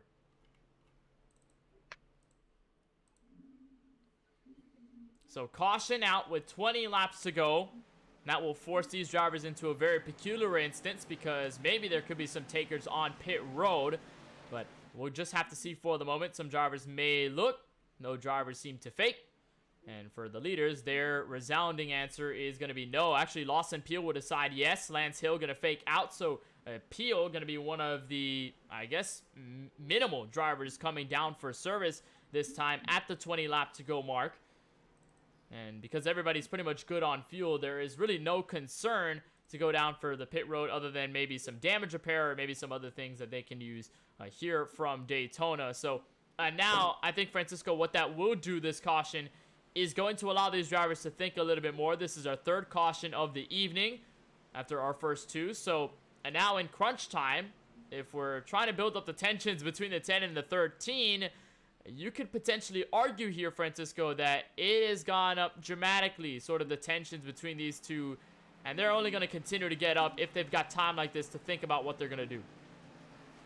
Time is definitely the enemy in the sense of the mind when you're in a situation like this, especially when you consider that we had half the race go green flag once more at Daytona. So when you have that long run and now you start having cautions, the race slows down, it becomes longer, and it starts to really wear on you because you want to just run there. You want to click those laps off. The problem is, now's the time. Now that everybody's packed up once again, those in the further portion of the field are trying to make things happen. They're trying to move, trying to solidify their position and set themselves up for whatever they're hoping for. And those mixed agendas is where you get incidents like this. Everybody's going to wait for now, and at this point, it's just about holding hope for the 1 to green signal from the iRacing official pace car. Again, to reiterate, these drivers did not want to take a step down to pit lane, so all the leaders are just going to be waiting for the 1 to green signal when they can get it. And I believe they're going to get it this time by. And once more, Kyle Benson will choose the outside lane. Not going to elect to go with his teammate Tyler Murray here in third. So he's going to be up there. I believe the lights are on the iRacing official pace car. Update for the 12 of Lawson Peel. His pit stop moves him back to 10th on the edge of the top 10. So that's where he's going to be. He's going to gain a couple of here. But he's going to be behind the likes of Mark Harris, AJ Green, Nicholas Vizzuti, who needs to win here tonight in order to give himself a ticket into the top 10. And as for everybody else, all in very different situations, whether they're completely locked in the case of Tyler Murray, if he stands here, it's going to be the same for the 34 of Hill. Kevin D'Elia not in the playoffs. AJ Green going to be locked in. Adam Alashire locked in as well. Again, Vizzuti needs to win. And then there's the top two who are fighting solely on points. And a win will break that tiebreaker immediately, whether it's Benson behind the cut line or whether it's Launslugger barely above the cut line going into this race by a total of 5 points. Francisco, final 17, got into rhythm. Yellow comes out. What do you do behind the wheel here now? You hold the right foot wide open and you hope for the best. That's as hopeful as it gets, because once you get to under 20 laps to go at Daytona, anything can happen. You could be doing the right thing and something can still happen. And we see now Benson still choosing that outside lane. Maybe it's to keep them 3 aligned on the bottom. That could be the reason why they're doing so. Lance Hill, we saw him lead all those laps early on in the race. He's still in that 4th position, so he could try and spoil here. Kevin D'Elia, of course, racing for the win. Alashire won the first Daytona race. He's here to win. AJ Green's already worked his way back up to the 7th position, and Vizzuzi's down in 9th, so anything can still happen. It's all possible here. Pace car comes down. 17 laps to go this time by. Kyle Benson eagerly takes the green flag and immediately dives down to tuck that double yellow line back to the 31 degrees of banking in turn 1. But much like the last restart, Francisco, he's got a good jump. And now everybody second on back has all the draft. Does Launslugger do anything with the run? They'll come out of the banking to the back straightaway, hop into 4th gear. Launslugger, no help. He's going to stay tucked behind the 10 for the moment. He's going to stay there, and look at how quickly they got single file behind them. They're just, nobody wants to make a move, at least in the front of the field at this current moment in time. That's why you see the people further in the back trying to make stuff happen. Force those guys in front to say, hey, this line's moving, I gotta go. But look at that, single file throughout everywhere. Everybody not wanting to make a move at the current time. This time, 16 laps to go. They saw Tyler Murray try to peek out of the outside just a bit. He was aiming to find some friends up in that second lane, but that Camel Cabela's machine just cannot do it this time by. Although where he stands right now, he's going to be okay to the top 10, but he may want to win here if he wants to have some fun here from the World Center of Racing. There's Alashire looking up top. No move yet from the Busch Light Ford Mustang. And for Benson, he'll lead the field back to turn 3 and close enough to catch 15 laps left. 15 laps, but it's 15 long ones when you're out front, and especially when you're single file like this. Because the problem when they're single file is if they decide to do anything as far as make a run, you don't know when it's going to happen because all you see is cars behind you. Soon enough, you'll see someone jump to the outside, and by then, it's too late.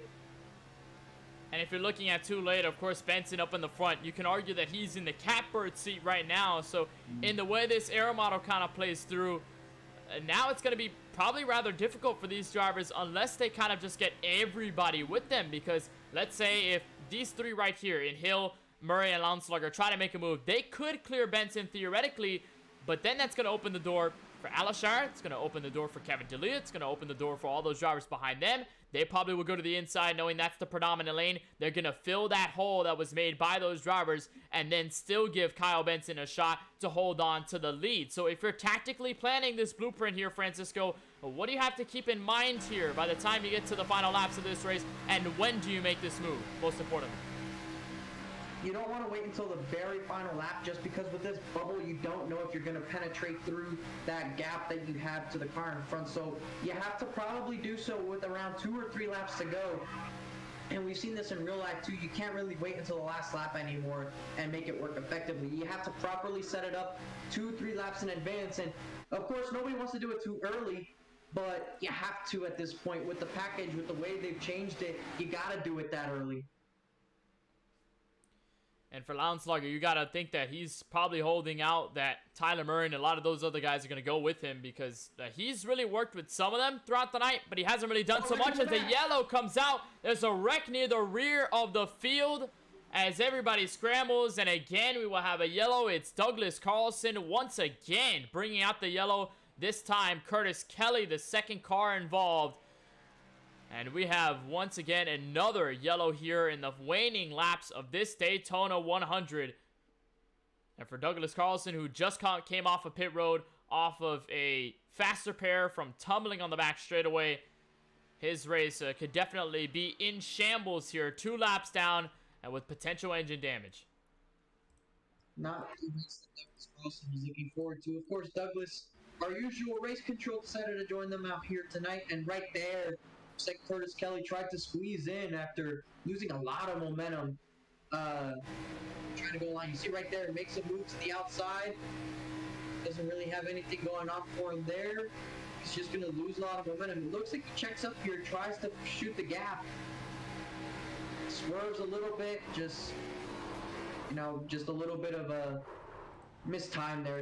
You definitely don't want to be doing moves like that. I mean, I think Douglas Carlson over the radio chat said situational awareness, obviously referring to the incident there with Curtis Kelly.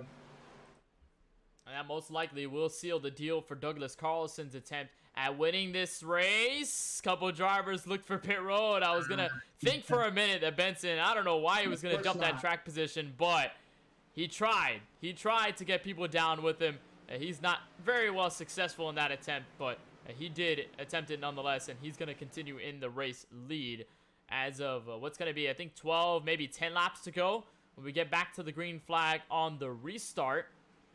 And for Carlson there, I mean, to review the incident, just a lot of drivers trying to get quickly into certain places. I think Kelly thought that there was enough momentum lost on the bottom lane to get up high, get around Michael Newbraw, but he just kind of stalled door to door with that 56 and then decided, all right, let me just try to go back down. And then by the time he tried to fill that space, Douglas Carlson was all the way back in it, gave him the nose, and that pretty much tells the rest of the story in terms of where Carlson and Kelly head out. That's 71. I'm not sure whether he does have a faster pair eligible still for him. I'm going to check here for him. He does not. Now he's going to use it here at 71. He's going to have a clean Chevrolet Camaro, a Pepsi car for the rest of the event, as he's now going to come, I believe, into his stall. Actually, he's going to wait here for Carlson and decides that's too much time. He's going to come back out, make sure he doesn't go enough laps down. But I mean, again, just like the last caution, it's just only stalling the leaders' opportunity to run this race to the finish and to give guys second on back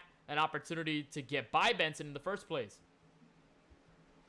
Yeah, it definitely makes it harder for those behind them, but it does raise the stakes. So we know that these guys are, with the way they're restarting with the mindset that they have all these laps left to go.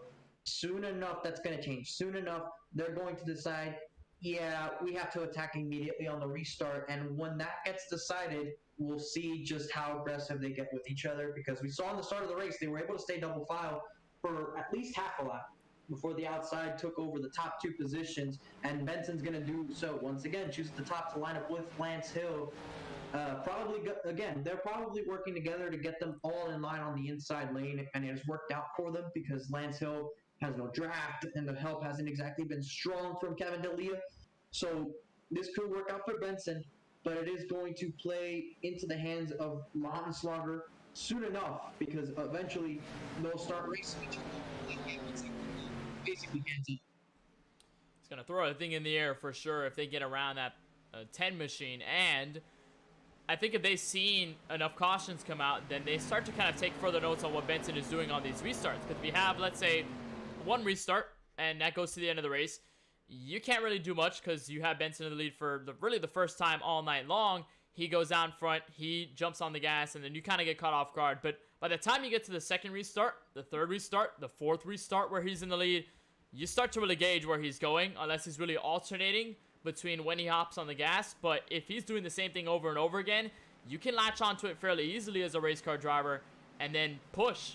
Make sure that Kyle Benson doesn't clear himself at the exit of the tri oval. Make sure that you end up going side by side, or make sure that you can fill the space before Benson tries to clear. So then there could be that opportunity as well for Lautenschlager and the drivers all the way on the bottom to give that draft and support on the double yellow line to get around Benson in his attempts to win this race. But we don't know how it's going to all end. This time with 10 laps to go at the start-finish line, there is still a lot of miles remaining here from the World Center of Racing. Pace car to the safety of pit road for what may be the final time. Benson off and away again, clears the field before the start-finish line. We're back under green from Daytona. Yeah, those teammates are going to be working together on that inside line. They want to at least give themselves a shot, so you have to respect that. If the 13 were to try to race Benson going into turn one, it would not be good. But look at this. What isn't good is that big lead that he does have. The outside is rather formidable at this point in time. So does the 13 go for a move? It looks like they're going to stack up behind the 10, and it doesn't look like that's going to be the case. But here comes now the 34 of Lance Hill. He's going to try to get to the outside of Lautenschlager, but can't. Lautenschlager still aiming for that potential outside move as the 34 got way sideways off the push from his teammate, but a miraculous save. He's going to be able to stay put, but he's top 3 wide. That's Kevin D'Elia in the middle. Now Mark Harris makes an attempt in his Valvoline Chevrolet, and it has been the anchor pulled off for the 34 after a small mistake, and it almost caution with 9 laps to go. A good save there by Lance Hill, but that shows how aggressively these guys are trying to go for this race win, and those teammates, they were trying to help each other. That's all Adlershire was trying to do there, and unfortunately, it did not work out in his favor. He's going to try and get in line here and settle down for a bit. You see a car shift there to the outside. I believe AJ Green, and that also is the 5 of Harris. They're trying to make some moves here and get to the front of the race. They realize that it's coming down to the end of the race. They have to do something. If you gotta get to the wire, then why not try something near the end? Here's on board with the 48 of AJ Green. Was in an incident with his teammate a couple of laps ago, got the fast repair. Now he's back in the top 5. Also to note, driver in front of him, Nicholas Fizuzzi. He needs to win this race in order to get into the top 10. And now here he is with a shot with 8 laps to go to catch up to the front, make something happen. 8 laps to go, and there are going to be 8 long ones for Kyle Benson. There are going to be 8 quick ones for the rest of the field, because you see further in the back, they're all trying to form a second line, squiggling all over the place, trying to get something formed up, trying to see if they can make some moves, not just for themselves, but they're also hoping people join them, because that just makes it a lot more chaotic. And with chaos comes the chance of a caution, a wreck, or a chance to avoid that wreck. and that means it plays into your favor. But you see right there, a little bit of a stack up going on towards the middle of the inside line. That might help the outside further back. But unless somebody jumps up there from the front, it doesn't look like it's going to exactly be formidable. Doesn't look to make any sense right now. As they wreck behind, 5 machine around, and it's again, most likely another yellow flag here with 7 laps to go. There it is, finally out. And it's a huge stack up. Lance Hill, the victim involved. He goes tumbling over the grass. And I believe that's turn 3 and 4. Mark Harris in the 5 back up to speed. That 34 severely wounded. And that Fast.co Mustang not looking fast anymore. It looks like a modified here on the racetrack. Actually confirmed that is exit of turn 2 that we're getting into. We'll take a look at the replay and see how it all unfolded. But with these guys, it was a huge mess. Francisco from the start saw it barely in that camera shot. Rolling the outside lane. There's Alishire. There's Gillis up in front. But it's Forrester that I think gets a bad shove here from the 34.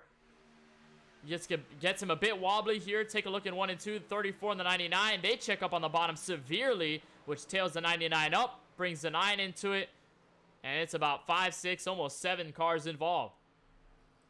Yeah, some of these guys on the radio are not happy with the Steam Motorsports guys. They've been racing aggressively from what I'm hearing, and it's not exactly landing well with some of the others.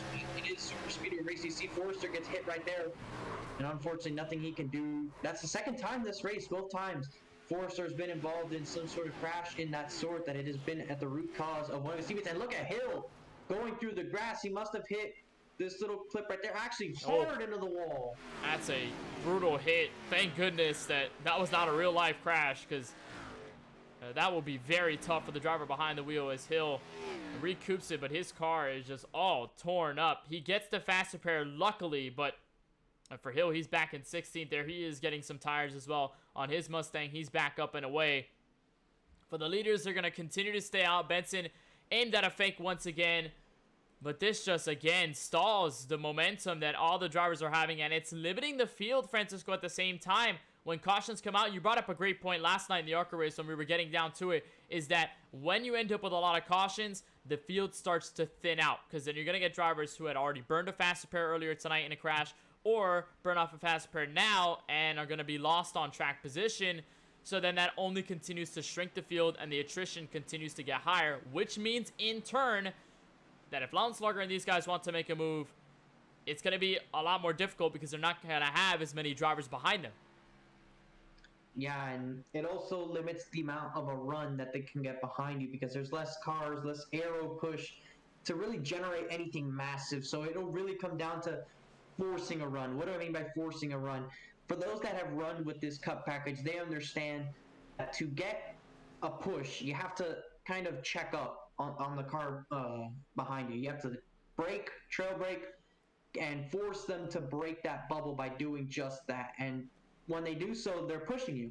And as soon as that happens, they'll be able to stay latched on. And when that happens, you have to go, go, go. And that's what's going to be the goal for Lounslugger at some point here in one of these last restarts. It's going to be back up to the 8, make sure he's on my bumper, and go for it. And if he doesn't try to do that, I will be very surprised, because that's going to be his opportunity. That has to be the move he does here to win this race, because otherwise it's going to be very difficult to get a run generated. It's going to be tough to say the least. Coming to the final laps of this race, we will get an organic restart, so no need for an overtime finish unless we do get another caution after this, because we are most likely getting a restart here with exactly 3 laps to go. There it is. iRacing pace car decides to turn off the lights, shut it off. So this is 4 laps to go at the line. It'll be 3 laps to go when they get back to the trial wall to try and finish this race. If we do get a yellow from then on out, of course, we will head into green-white checkered rules. We'll go into overtime. We'll try to finish that race in extra laps. We'll have a total of 3 attempts for that. But for now, not in the question, although we're getting rather close, and that is closing the window for Craig Lounslugger, for Vizzuti, for Tyler Murray, for all the drivers behind them to try and get a race win. Again, Kyle Benson, Craig Lounslugger going into tonight's race. We're 5 points separated. Craig Lounslugger was above the cut line in 10th. Benson was below the cut line in 11th. They were supposed to fight for 11th in the standings, naturally, before Brian M. Smith decided to forfeit his playoff status up at the front of the playoff grid. So that bumped everybody up. And that's exactly the fight that you're seeing right now. Nicholas Vizzuti is within top 20, so he needs to grab a checkered flag. He is way too many points behind, naturally, so he does have to lock himself in via a win. Tyler Murray is fine where he stands. He has to finish 19th or better, so as long as he stays where he's at, he'll be a part of the playoff fight. AJ Green was going into this race completely fine. He was locked in on points, so he's all good. CJ Munir needs to win the race. Brandon Banks needs to finish in 15th or better, in which he currently sits in 7th. He's okay with that. Tyler Werner needed to finish 11th or better. He's out of this race back in 23rd. But it's the fight between the top two. Row 1, Benson, Lautenschlager. To the tri-oval, they will go for maybe the final time on a restart. Pace cars down. Green flags out with 3 laps left. It's Benson, Lautenschlager, and Murray, your top 3.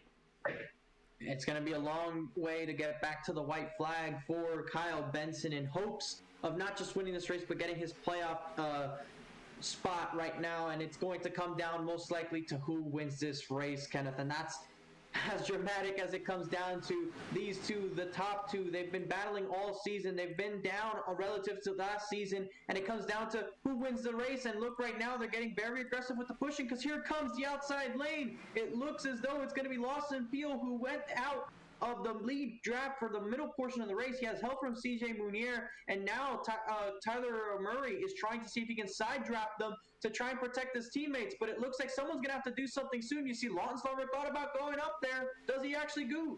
He's not going to be able to right now, but he's got the opening to do it at least in front of Lawson Peel. 2 laps to go this time from the World Center of Racing. Benson with a huge shot from that 13. Can it disrupt him coming out of the second corner? Answer seems to be no for now. He is not going to go up top. Green almost gets shuffled through to the middle, but as for the moment, outside lane struggling. Top 2 breakaway. They're doing the tandem. They're doing it at the right time. Peel's able to get to the inside, but that they're doing exactly what I talked about. Benson backed up to the 13, but look, they get broken up. That means they're going to get a run behind them. Here comes Lawson Peel, the rookie, the winner at Richmond earlier this year. Now he breaks free from all the draft. Can he make a move? White flag in the air for the Team Designs machine of Kyle Benson. Murray gets shuffled back to 4th. Here's Peel now with a run on the outside to turn 2. Can he make something happen on this side draft here for the 13? That's going to stall him in the middle of the corner. AJ Green to support on that outside lane.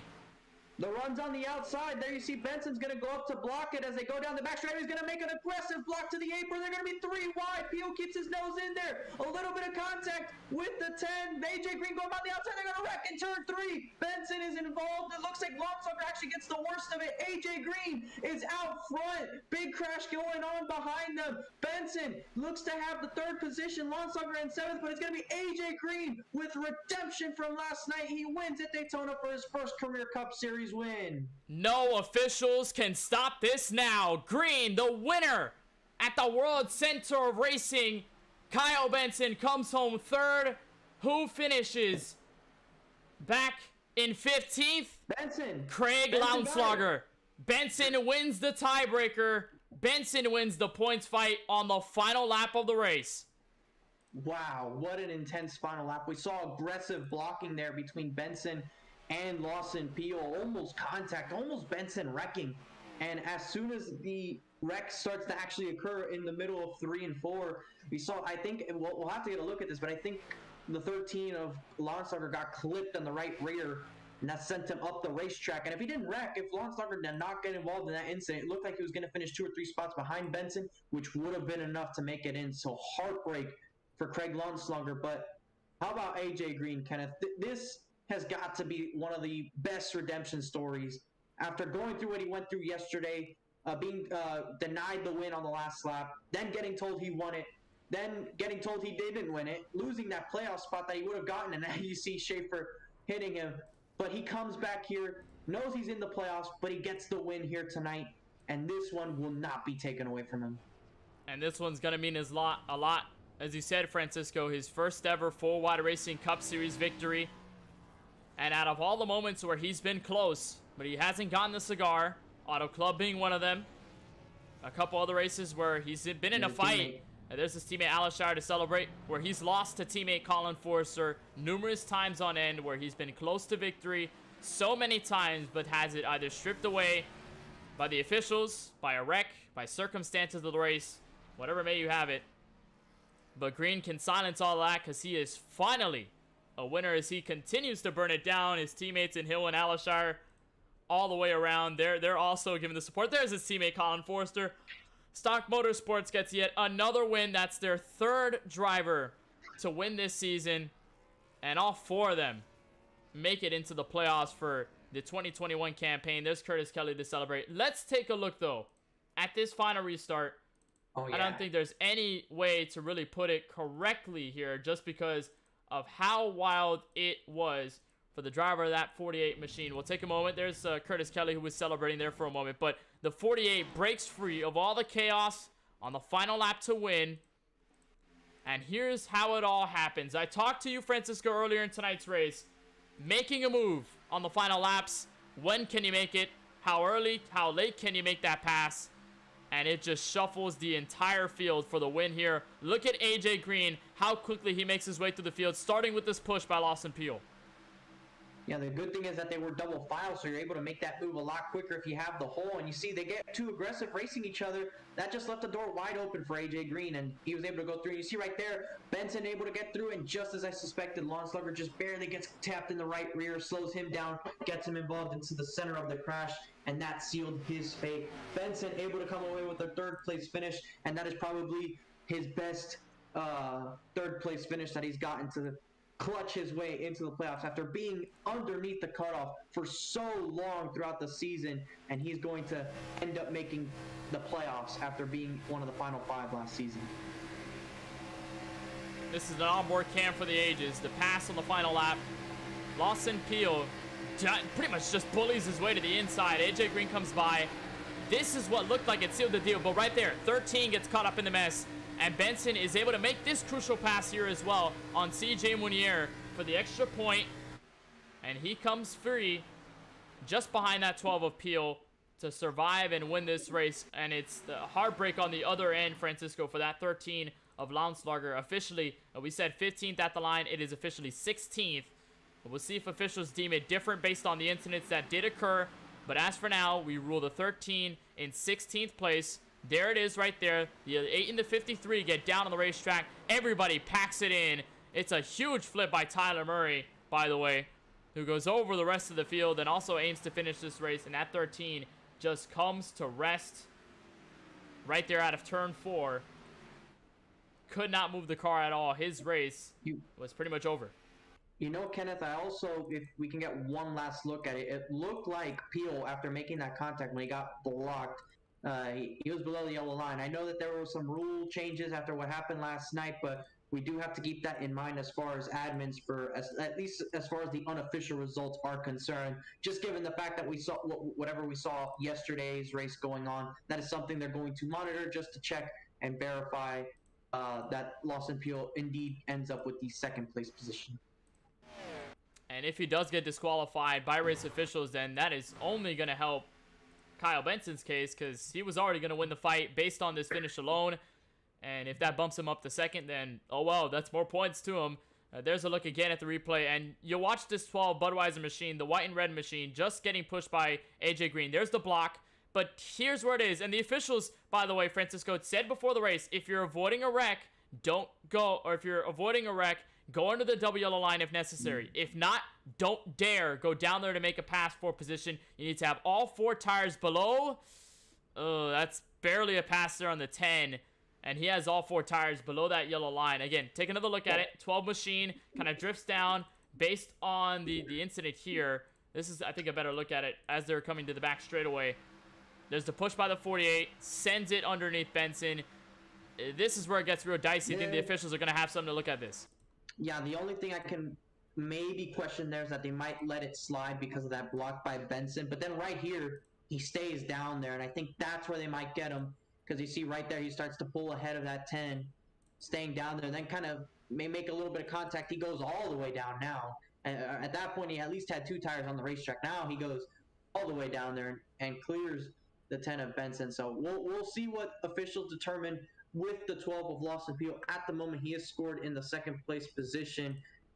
We'll have to see what they decide on that. No word on it yet, but at the moment, your top 3 is AJ Green, Lawson Peel, and Kyle Benson. It's your top 3 so far unofficially, but we'll take a look at first all the way back to 23rd. Your full race results here tonight from the virtual Daytona International Speedway. What a classic it was to end the 4-Wide Cup regular season, and it's AJ Green, your race winner. Lawson Peel comes home unofficially in 2nd. Kyle Benson will come home 3rd. CJ Monier to 4th. Nicholas Vizzuti caps up the top 5, with Michael Newbrough in P6. Christopher Bishop to finish 7th. Lance Hill to finish 8th. 9th will go to Tyler Murray, who will end up in a playoff ticket after finishing ahead of 19th. Adam Alashar will come home in the top 10. And looking at 11th through 20th, we have Brandon T. Banks coming away in the 11th position. Eric Schaefer clinching his playoff spot in the 12th position. Marky Harris finishing in 13th. Jay Gimbel in 14th. Kevin DeLee, after running top 5 most of the night, finishes in 15th. Craig Lonslonger, after being in the playoff hunt for most of the season, unfortunately, a 16th place finish, not going to do it for him. That's going to be an elimination from the playoffs. He's going to be a non-playoff driver this year. In the 16th position, Brandon Gillis finishing in 17th. He had to win. Curtis Kelly in 18th. Ant J. Wright in that Rowdy Energy Machine in the 19th position. Colin Forrester, after being involved in 2 wrecks caused by his teammates, finishing in the 20th position. And rounding out your field in the 21st position, see here, Douglas Carlson. He was having a pretty solid event. Tony Kivett finishing in the 22nd position. And Tyler Warner, who I believe just needed a 35th place finish and was able to do that considering we had less than that many cars show up. So I'm very excited to see what the emotions are with AJ Green considering the events of yesterday, Kenneth. Well, AJ Green is your winner, and we do have word from the officials for now. I know it's going to be a little premature considering the decision from last race for the win, but they deemed that the 12 of Lawson Peel was under the double yellow line the time he made the pass for 2nd, so he will not be credited with P2 tonight. Indeed, Kyle Benson will bump up to 2nd, and CJ Monier, fantastic run to the end. He had to win this race again to the playoffs, but still a very solid effort. He comes up in the podium spot. But now it'll be our time to get to victory lane and talk with your winner for the first time ever. It's Stock Motorsports' AJ Green to the checkered flag first at Daytona. AJ, I think there was so many emotions going through you last night when you were told that you finished 2nd, then told that you won the race, then told that it was reinstated that Ivy was the winner after pretty much just battling yourselves all the way to the very end of the start-finish line. But tonight, no one can take it away from you. You're finally a 4-Wide Cup Series winner in the final regular season event, and that's only going to add to the momentum in the playoffs. Give us your thoughts on this wild race from the sunny beaches of Daytona. Oh, I mean, you're definitely right about the emotion part. I was a little mad that I got it taken away after it said I was the winner, but after what happened in this race and me making the right moves, going to the high side on that last lap and following Lawson until he went low, and I just stayed on that 3rd lane and hoped I wouldn't get net coated at all. I was hoping, and we made it out successfully and won.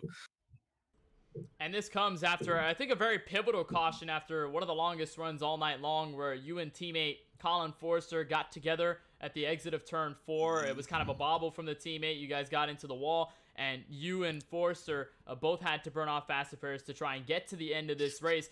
Did you feel at that moment after that caution that your race was done for, or did you feel like there was a little bit of hope left to get you to this moment?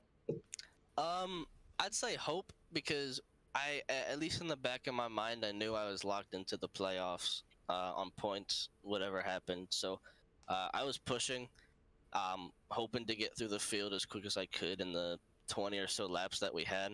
And all the cautions that happened really helped that. And me saving fuel on the cautions especially, and then saving fuel behind other people really helped me get there. And I was clear on fuel by a bunch. And of course, playoffs, I think a big part of this one, and going into this race, I mean, it was 5th place in the playoff standings. You said it, you were locked into the points, so most of this was going for the win. But how much does this help you? Does this kind of give you an extra edge now, and maybe give you fired up a little bit for 2 weeks time at Darlington when you're running for a 4-wide cup championship? Oh, it definitely gets your momentum up there. You get the playoff points for winning, so you're gonna maybe pass a few people in the points there and have a better shot at making the final 5 at Atlanta at the championship race. So I'm definitely stoked about it, and the momentum's gonna roll. Oh, You've got momentum for yourself, and I think it's good news that you got momentum for your team in Stock Motorsports, because Forrester is locked in, your teammate Adam Alashar is locked in, and you've got also teammate Lance Hill to follow through, who pointed his way in as well. So a big congratulations to the whole Stock Motorsports team. But from you, on behalf of this win tonight from Daytona, who do you got to thank for making this all possible? Who do you want to give the shout outs to after this miraculous finish to the race? shout out to my spotter for telling me I'm clear. Shout out to the team.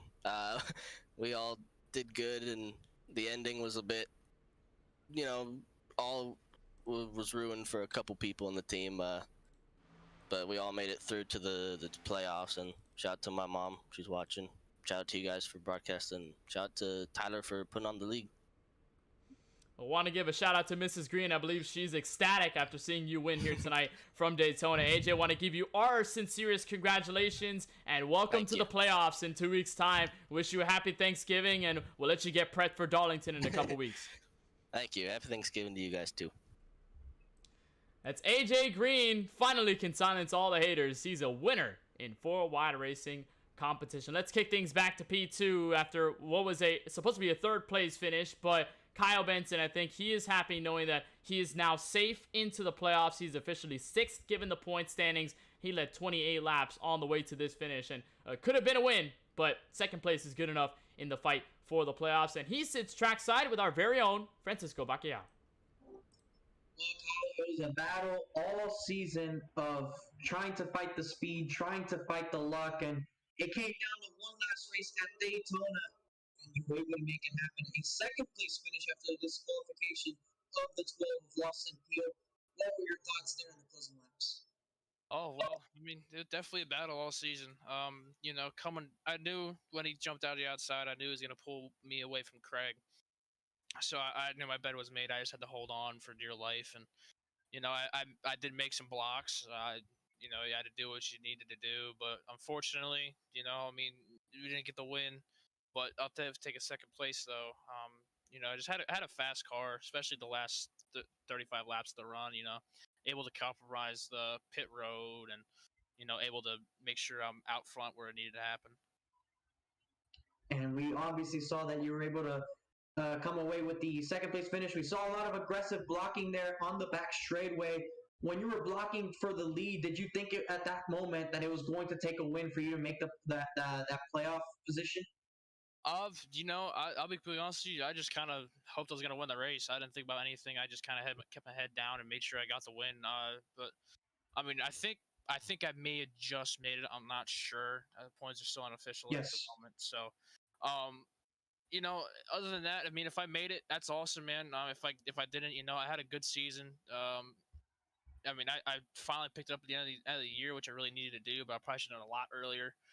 But, it's just Daytona, and this package is very difficult to make passes. And, I mean, good wins to AJ, man. He just came off scot-free and just kind of, drove away from everybody.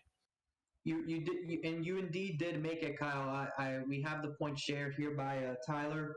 You did make it into the playoffs, so you are one of those 10 drivers. Unfortunately, Craig Lonsluger missed it. He was involved in that last lap crash just behind you, barely got clipped in it.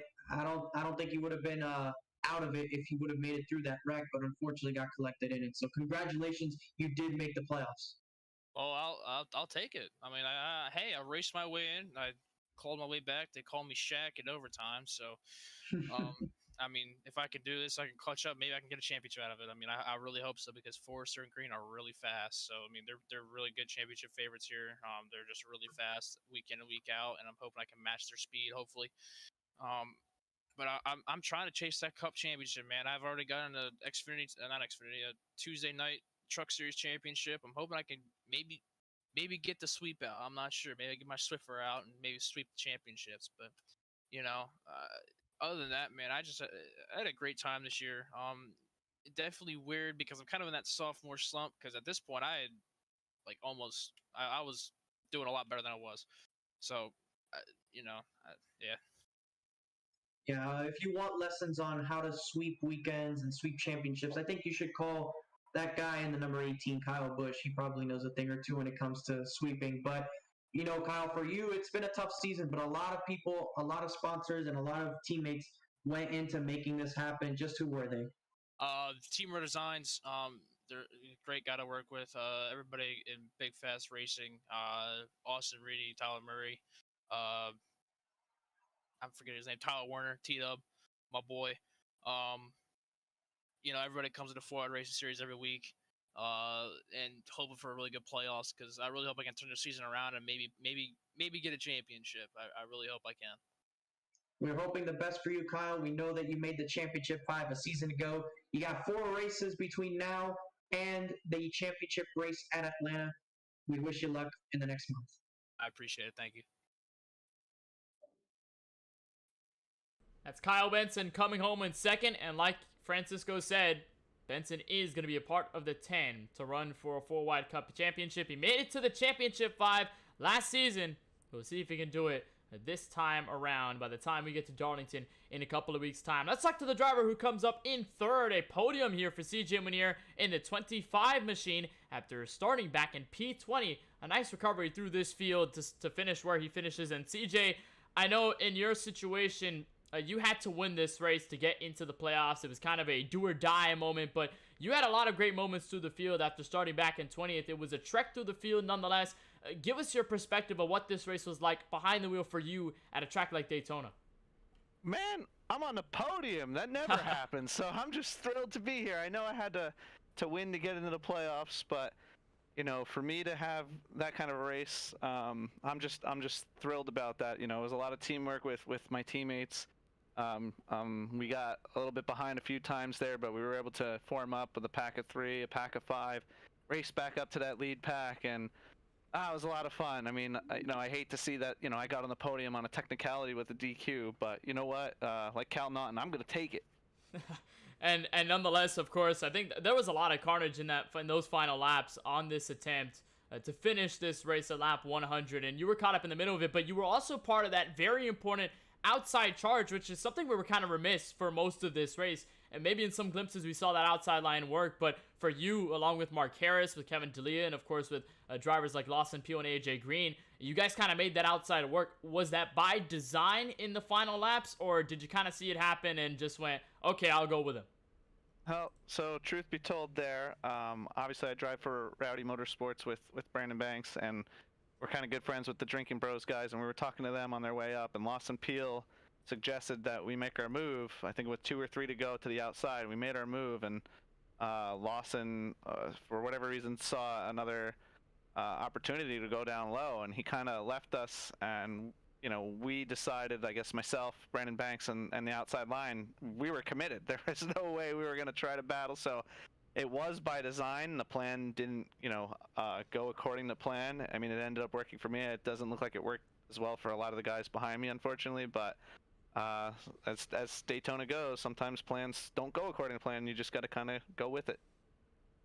You went with it, you got with the flow, and you get your podium here tonight in the 4-wide Racing Cup Series in the final race of the regular season. I can only imagine just how pumped you are for this and what's going to follow here through Darlington and the rest of the races to cap off the season for you. But before we let you go, CJ, is there anyone you just want to thank for making all of this possible? Teams, sponsors, or just anybody you just like to give the love and shout out in the spotlight to tonight? Absolutely. Love to shout out, obviously, my teammates at Rowdy Motorsports and the guys at Drinking Bros Racing. Great guys.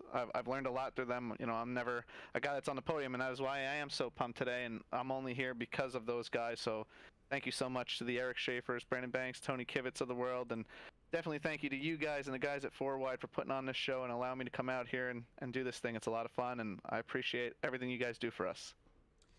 Well, we certainly appreciate the support, CJ, and we want to wish you our congratulations for this third place finish here tonight from Daytona. And of course, I know it's going to be a little bit of a break before we get back to action at Darlington, but I best believe we can imagine you'll be as ready as ever. Again, congratulations on the finish. Want to wish you and your family a happy Thanksgiving, and we look forward to seeing you in 2 weeks' time from the track Too Tough to Tame. Thanks so much. You guys as well. That's CJ Monier, third place finisher here tonight from the virtual Daytona International Speedway. Much like last night, a chaotic finish to the end, a tight points fight, and a first-time winner. Cody Ivey did it last night. AJ Green does it here on November 17th from the virtual Daytona International Speedway. And what this is going to do is set us up squarely to the end and the start of the regular season and the start of the 4-Wide Cup playoffs. And we'll take a look at your schedule right before we head out of here on the MaxSpeedTV network. This is what you're going to be looking forward to underneath that line. Scratch out Bristol, put in Darlington December 1st. That's where we're going to go green flag racing from the Lady in Black. We'll have that 9:10 p.m. Eastern here on MaxSpeedTV, of course, right after the Thanksgiving break. And then we continue on. Texas will make a first appearance into the playoffs on December 8th. We'll follow up with another new track in Nashville Super Speedway. And then we go back to a super speedway, 2.66 mile Talladega for December 22nd, just before Christmas time. And to maybe give a gift to a driver who will end up maybe in the Championship 5. And just before the new year, 2022, we will decide a 4-Wide Racing Cup champion for the season at the Peachtown Atlanta Motor Speedway. It's going to be a lot to look forward to. We've gotten through the bulk of this season, but trust me, there is still more to come. If you watch tonight's race and you are excited for what's left, next up on the schedule, going to be having a lot of fun as we continue on. We're going to take our Thanksgiving break next week, but when we return, it will be November 30th, 9:10 p.m. Eastern on the K1 Racing Network YouTube channel, where you can find the 4-Wide Racing ARCA Series making their first round of the playoffs, their first race of the playoffs as well, from the fastest half mile, the Bristol Motor Speedway, before, of course, we return, just like I said, December 1st, same time, 9:10 p.m. Eastern, but right here on the MaxSpeedTV YouTube channel, where we'll head for Darlington, see which drivers contain that track and which driver can potentially lock themselves into the Championship 5 fight all the way before the new year. Well, that caps off our 250-miler, our 100-lapper from the virtual Daytona International Speedway, round 16 of the 4-Wide Racing Cup Series. Want to thank league owner Tyler Murray and the entirety of the race council at 4-Wide for making all of this possible, making each and every races like this happen. And for AJ Green, the winner here tonight, for the very first time, Barney the Flagman gives him the checkered, and he will be able to join the likes of Colin Forster, Lance Hill, and Adam Alashar, his teammates, into the 4-Wide Racing Cup Series playoffs. So for everybody at the 4-Wide League, and on behalf of all of us at MaxSpeedTV, and for my colleague in the booth, Francisco Bacalhau, my name is Kenneth Bueno. So long from Daytona Beach. We'll see you in 2 weeks' time at Darlington, but for now, happy Thanksgiving from MaxSpeedTV.